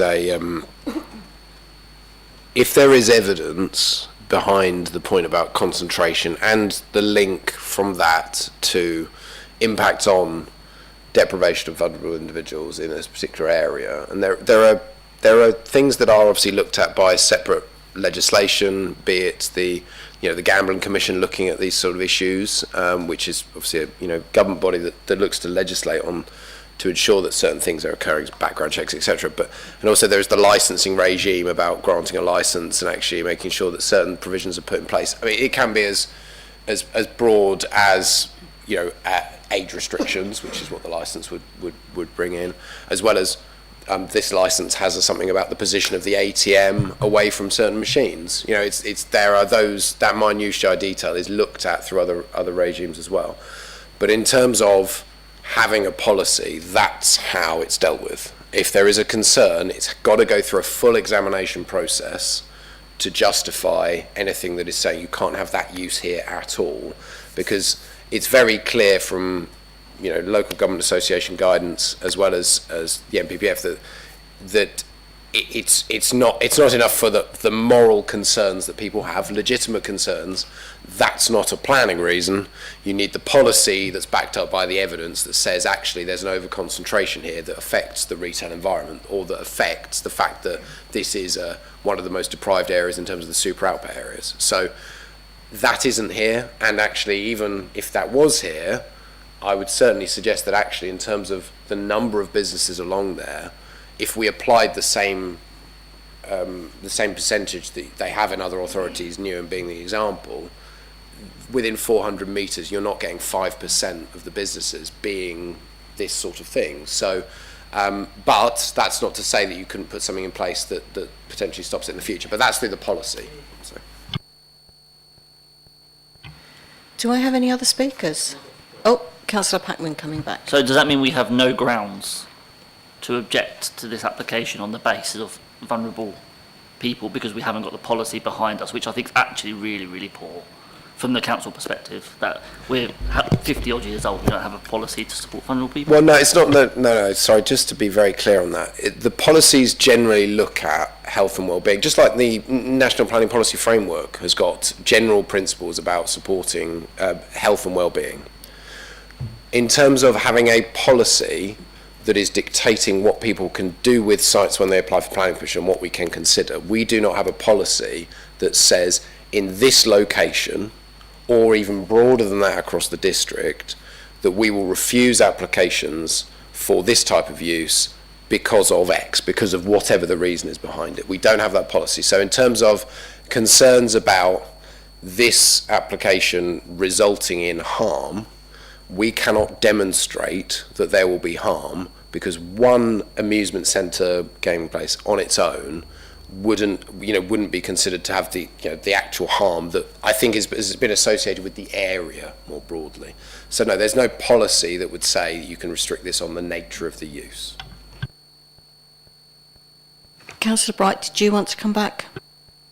I always think it's important, if you're going against officer advice, I always think it's important to say, I cannot vote for this. I'm not going to vote against the motion because of all of the advice we've been given by officers, but I will be abstaining. Councillor Rattigan.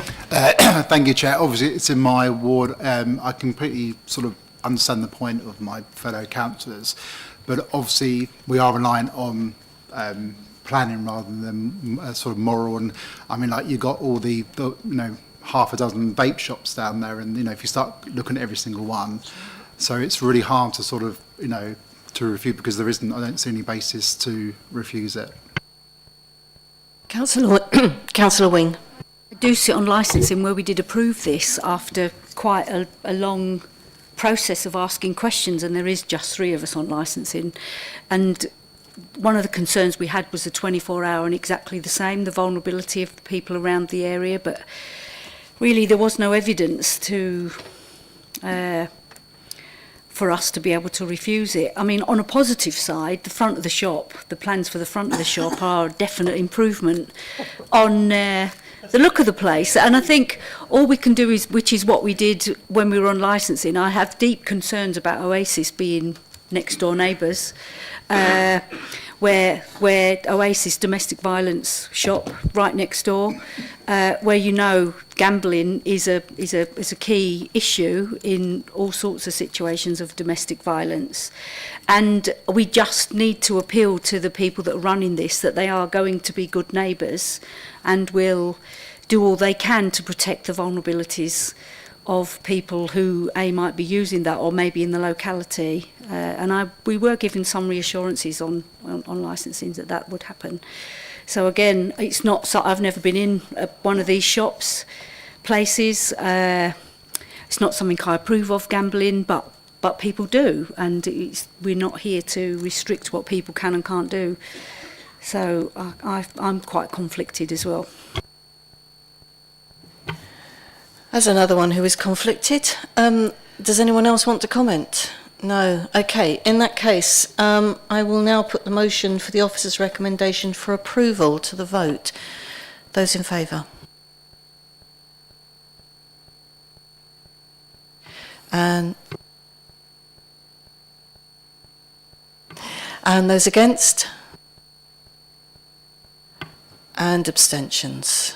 So that is carried. Thank you.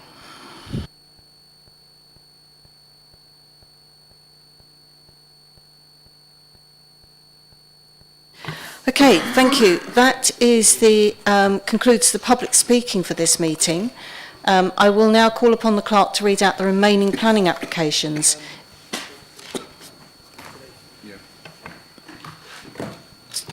Sorry, yes.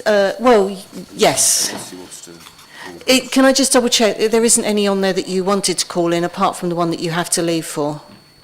No. Okay. So I will now call upon the clerk to read out the remaining planning applications. If any member wishes to reserve an application, will they please call out as the clerk reads?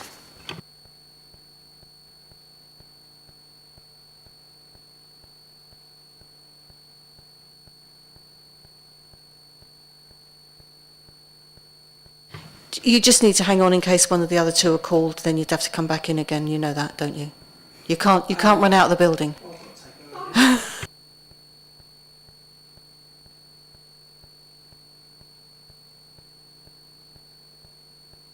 And you might want to give your lift a lift home again. Giles. Thank you, Chair. We have AO3 21 Bromstone Road in Broadstairs. Yes. Yeah. That's a bright. Stop him. Send him back.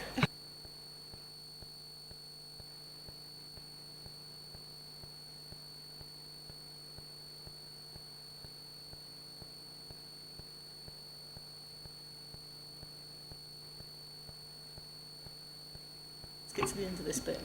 The next item, Chair, the next application is AO4 24 Bowes Avenue in Margate. And the last one is AO5 St. Peter's Churchyard in St. Peter's Footpath, Broadstairs. Right, before we move on to the one that has been called in, can I have a proposer to move that the applications that have not been reserved be determined in accordance with the officer's recommendation? Can I have a proposer, Councillor Boyd, seconded by Councillor Packman? Do members agree? Thank you. So for the benefit of the public, I will call upon the clerk to read out the applications that have been determined. Thank you, Chair. It's AO3 21 Bromstone Road in Broadstairs and AO5 St. Peter's Churchyard, St. Peter's Footpath in Broadstairs. Is that right? No, that's wrong. Stone and exposed Avenue. Apologies, Chair.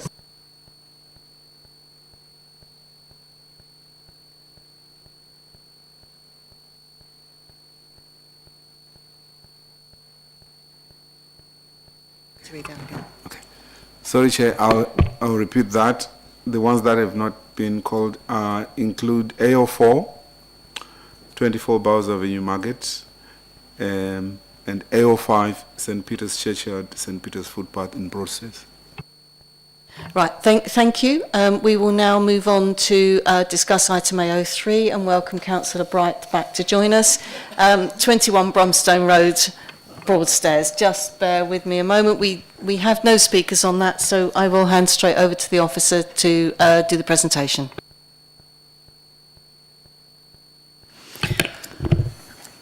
Thank you, Chair. So this is a householder application. It's for 21 Bromstone Road, which is in this location here. To the side of the site is the Ridgeway. The proposal is for a single-storey rear extension, a rear dormer, and the extension of hip to gable side elevations. So this is the application site in this location here, and a closer view of the property. So it's in a row of bungalows. So again, the proposal is to change the roof forms with gables to either side here, and a single-storey extension to the rear, and a rear flat roof dormer. And again, this is a view of the property from the rear. And then this is a front view of the property.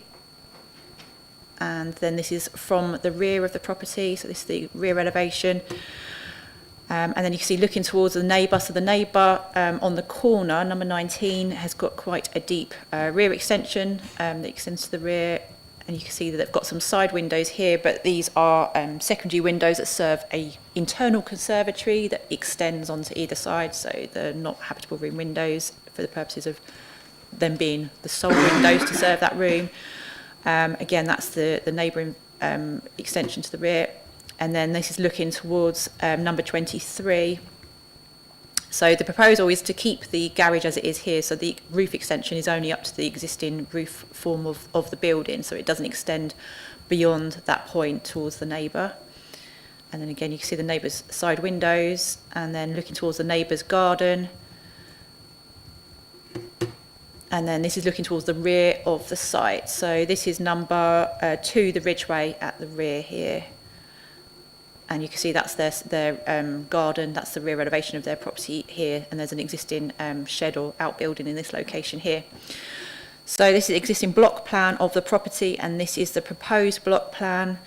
So this is the existing ground floor plan, and then this is the proposed. So you can see the single story extension that extends in this location here. So the extension's 3 metres deep, 0.8 metres from this side boundary, 2.7 metres from this side boundary. This is the existing loft space. So originally the application came in as a 2-storey rear extension. So this was the original plan that came in. So this would have been the side view of it. So rather than just a dormer, it extended further out. It meant that those first floor windows would have overlooked the property to the rear, been much closer to that property. So we did feel that there were concerns with that, so we sought amendments on that application. So that was the roof plan with the first floor extension that came out. And now it is just a dormer window within the roof space. So this is the proposed loft plan, existing roof plan, and then you can see this is the dormer in this location here. And you'll see it better from the side view. So existing front elevation, that's the proposed front. So you can see the gabling of the 2 sides, but maintaining the space to the neighbour here. This is the existing rear, and then the proposed rear. So this is the single story extension, and this is now the new dormer window at first floor level. This is a bathroom that would be obscure glazed and is conditioned to be obscure glazed. These both serve bedrooms. And then this is the west side elevation existing and then proposed. So again, that's the single story rear extension. This is the dormer window now that projects out. So you can see originally the windows would have been here, and now they've been set back here. And then this is the other side elevation, so facing the property on the corner. And again, you can see the rear extension and the first floor dormer in that location here. So the main issues, character and appearance of the area, the rear extension, the rear dormer you can't see. So if you're standing in the ridgeway looking towards it, the neighbour's rear extension just blocks out any views of that from the rear, so that's not an issue. From the front, the gabling, there are some other properties along the road that do have gabled sides, and there are some PD fallbacks for going from hip to gable as well on properties. So in terms of the actual roof extension, it's not considered that that would have a detrimental impact on character of the area. In terms of living conditions, the 2.7 metre space into the boundary is maintained. So whilst there will possibly be some slight impact on light from the gabling of this part of the building, it's a very shallow depth building. So the extension, the main building, sorry, is just this part here, rather, ignoring the rear extension, which is a flat roof extension. So it's quite a shallow element of the building in relation to the neighbouring property. In terms of this property here, it's closer, 0.8 metres from the boundary, but this is just a porch on the side here, and there's no side windows, so there's not an impact on light or outlet to that property. In terms of the rear single-storey extension, you saw from those photos there are some windows in this location here on number 19, but that is a conservatory, and they also have windows serving that same room from the other side, so we couldn't argue there's a significant harm to the light into that into that room or outlet from the single-storey extension, and there's sufficient distance from the other neighbour to not cause impact either. So the remaining point is to do with overlooking. So as I mentioned, there was concerns originally regarding overlooking to this garden here at the back, number 2, the ridgeway. The amendments, we feel, do address that concern by setting the first floor back so that the rooms are located within the roof space. There aren't any other properties along this row that have actually had dormer windows, so there's no other examples of first floor windows within this row. So there will be some perception of overlooking from this dormer to the neighbour. But a 16.5 metre distance is now provided from the windows to the rear boundary. And also, as you saw from that photo, there's an outbuilding in this location here, which would help to block some of the views from the windows. There is some fallback from having a dormer at the rear. I can't tell you what exactly that would be. I haven't measured this, but this would exceed, presumably, the fallback position by having the hip to gable volume in addition to the flat roof dormer volume. But obviously properties can have rear dormers added to the rear of their properties, and as long as the ridge height isn't increasing any further, then that's an acceptable fallback position that first floor accommodation can be achieved. But like I say, I can't say in this case that what size that would be. So there is still a consideration of the impact on the neighbour from overlooking, but it is considered that with the distance, with the amendments, with the obscure glazing of the closest window, so that would be in this location here, that the impact on neighbouring living conditions is acceptable and it's recommended for approval. Thank you. Thank you. Councillor Garner. Thank you. And thanks for the report. Thanks. I know there's been some... Sorry. Can I stop you a minute? I got carried away there. I haven't moved the motion. Sorry. I was just, so I now move the officer's recommendation as adopted. Would the Vice Chair please second? Seconded. Thank you. Now, Councillor Garner, my apologies for that. Well, thank you very much. Thank you for the report. We discussed... Town Council discussions have been mentioned earlier. We discussed this at the Broadstairs Town Council, and we listened to the neighbour who had expressed concerns and raised them as an objection. I know that there's been conversations with the applicant, and as you've mentioned, the amendments.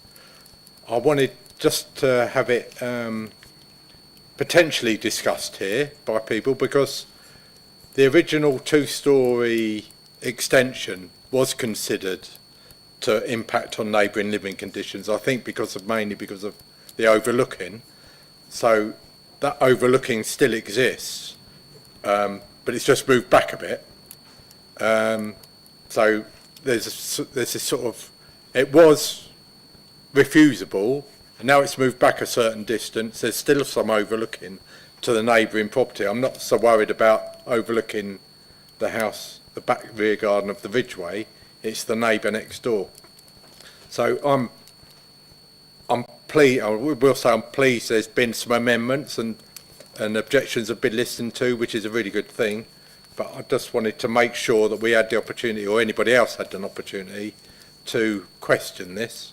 So I'll listen to anybody else if they have got anything. Otherwise, we'll move on. Thank you.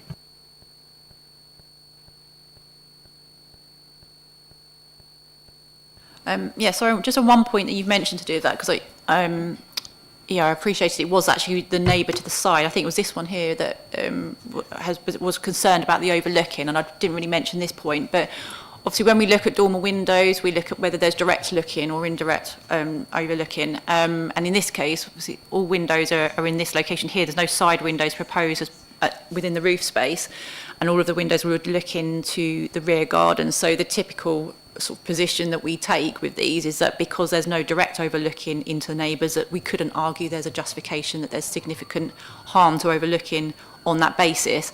So, and again, in terms of this property, the nearest window is going to be at least 3 metres from the boundary, and then beyond that is sort of a gap before you reach sort of their main sort of living area at the rear as well. So it's considered with the distance and the relationship in terms of where the windows are located that impact would be acceptable. Okay, no, thank you for that. Thank you. I was just wondering about, this is the first dormer window in the area, did you say earlier? So is there a view on that? It's the first dormer window in this particular row. So if you go further left on here, there's suddenly 2-storey houses. But in this particular, sorry, I'm not tapping my mouse there. In this particular row, hang on to see if there's a better view.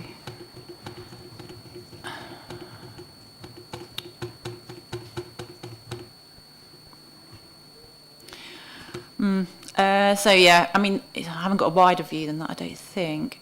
Oh, here you go, a wider view.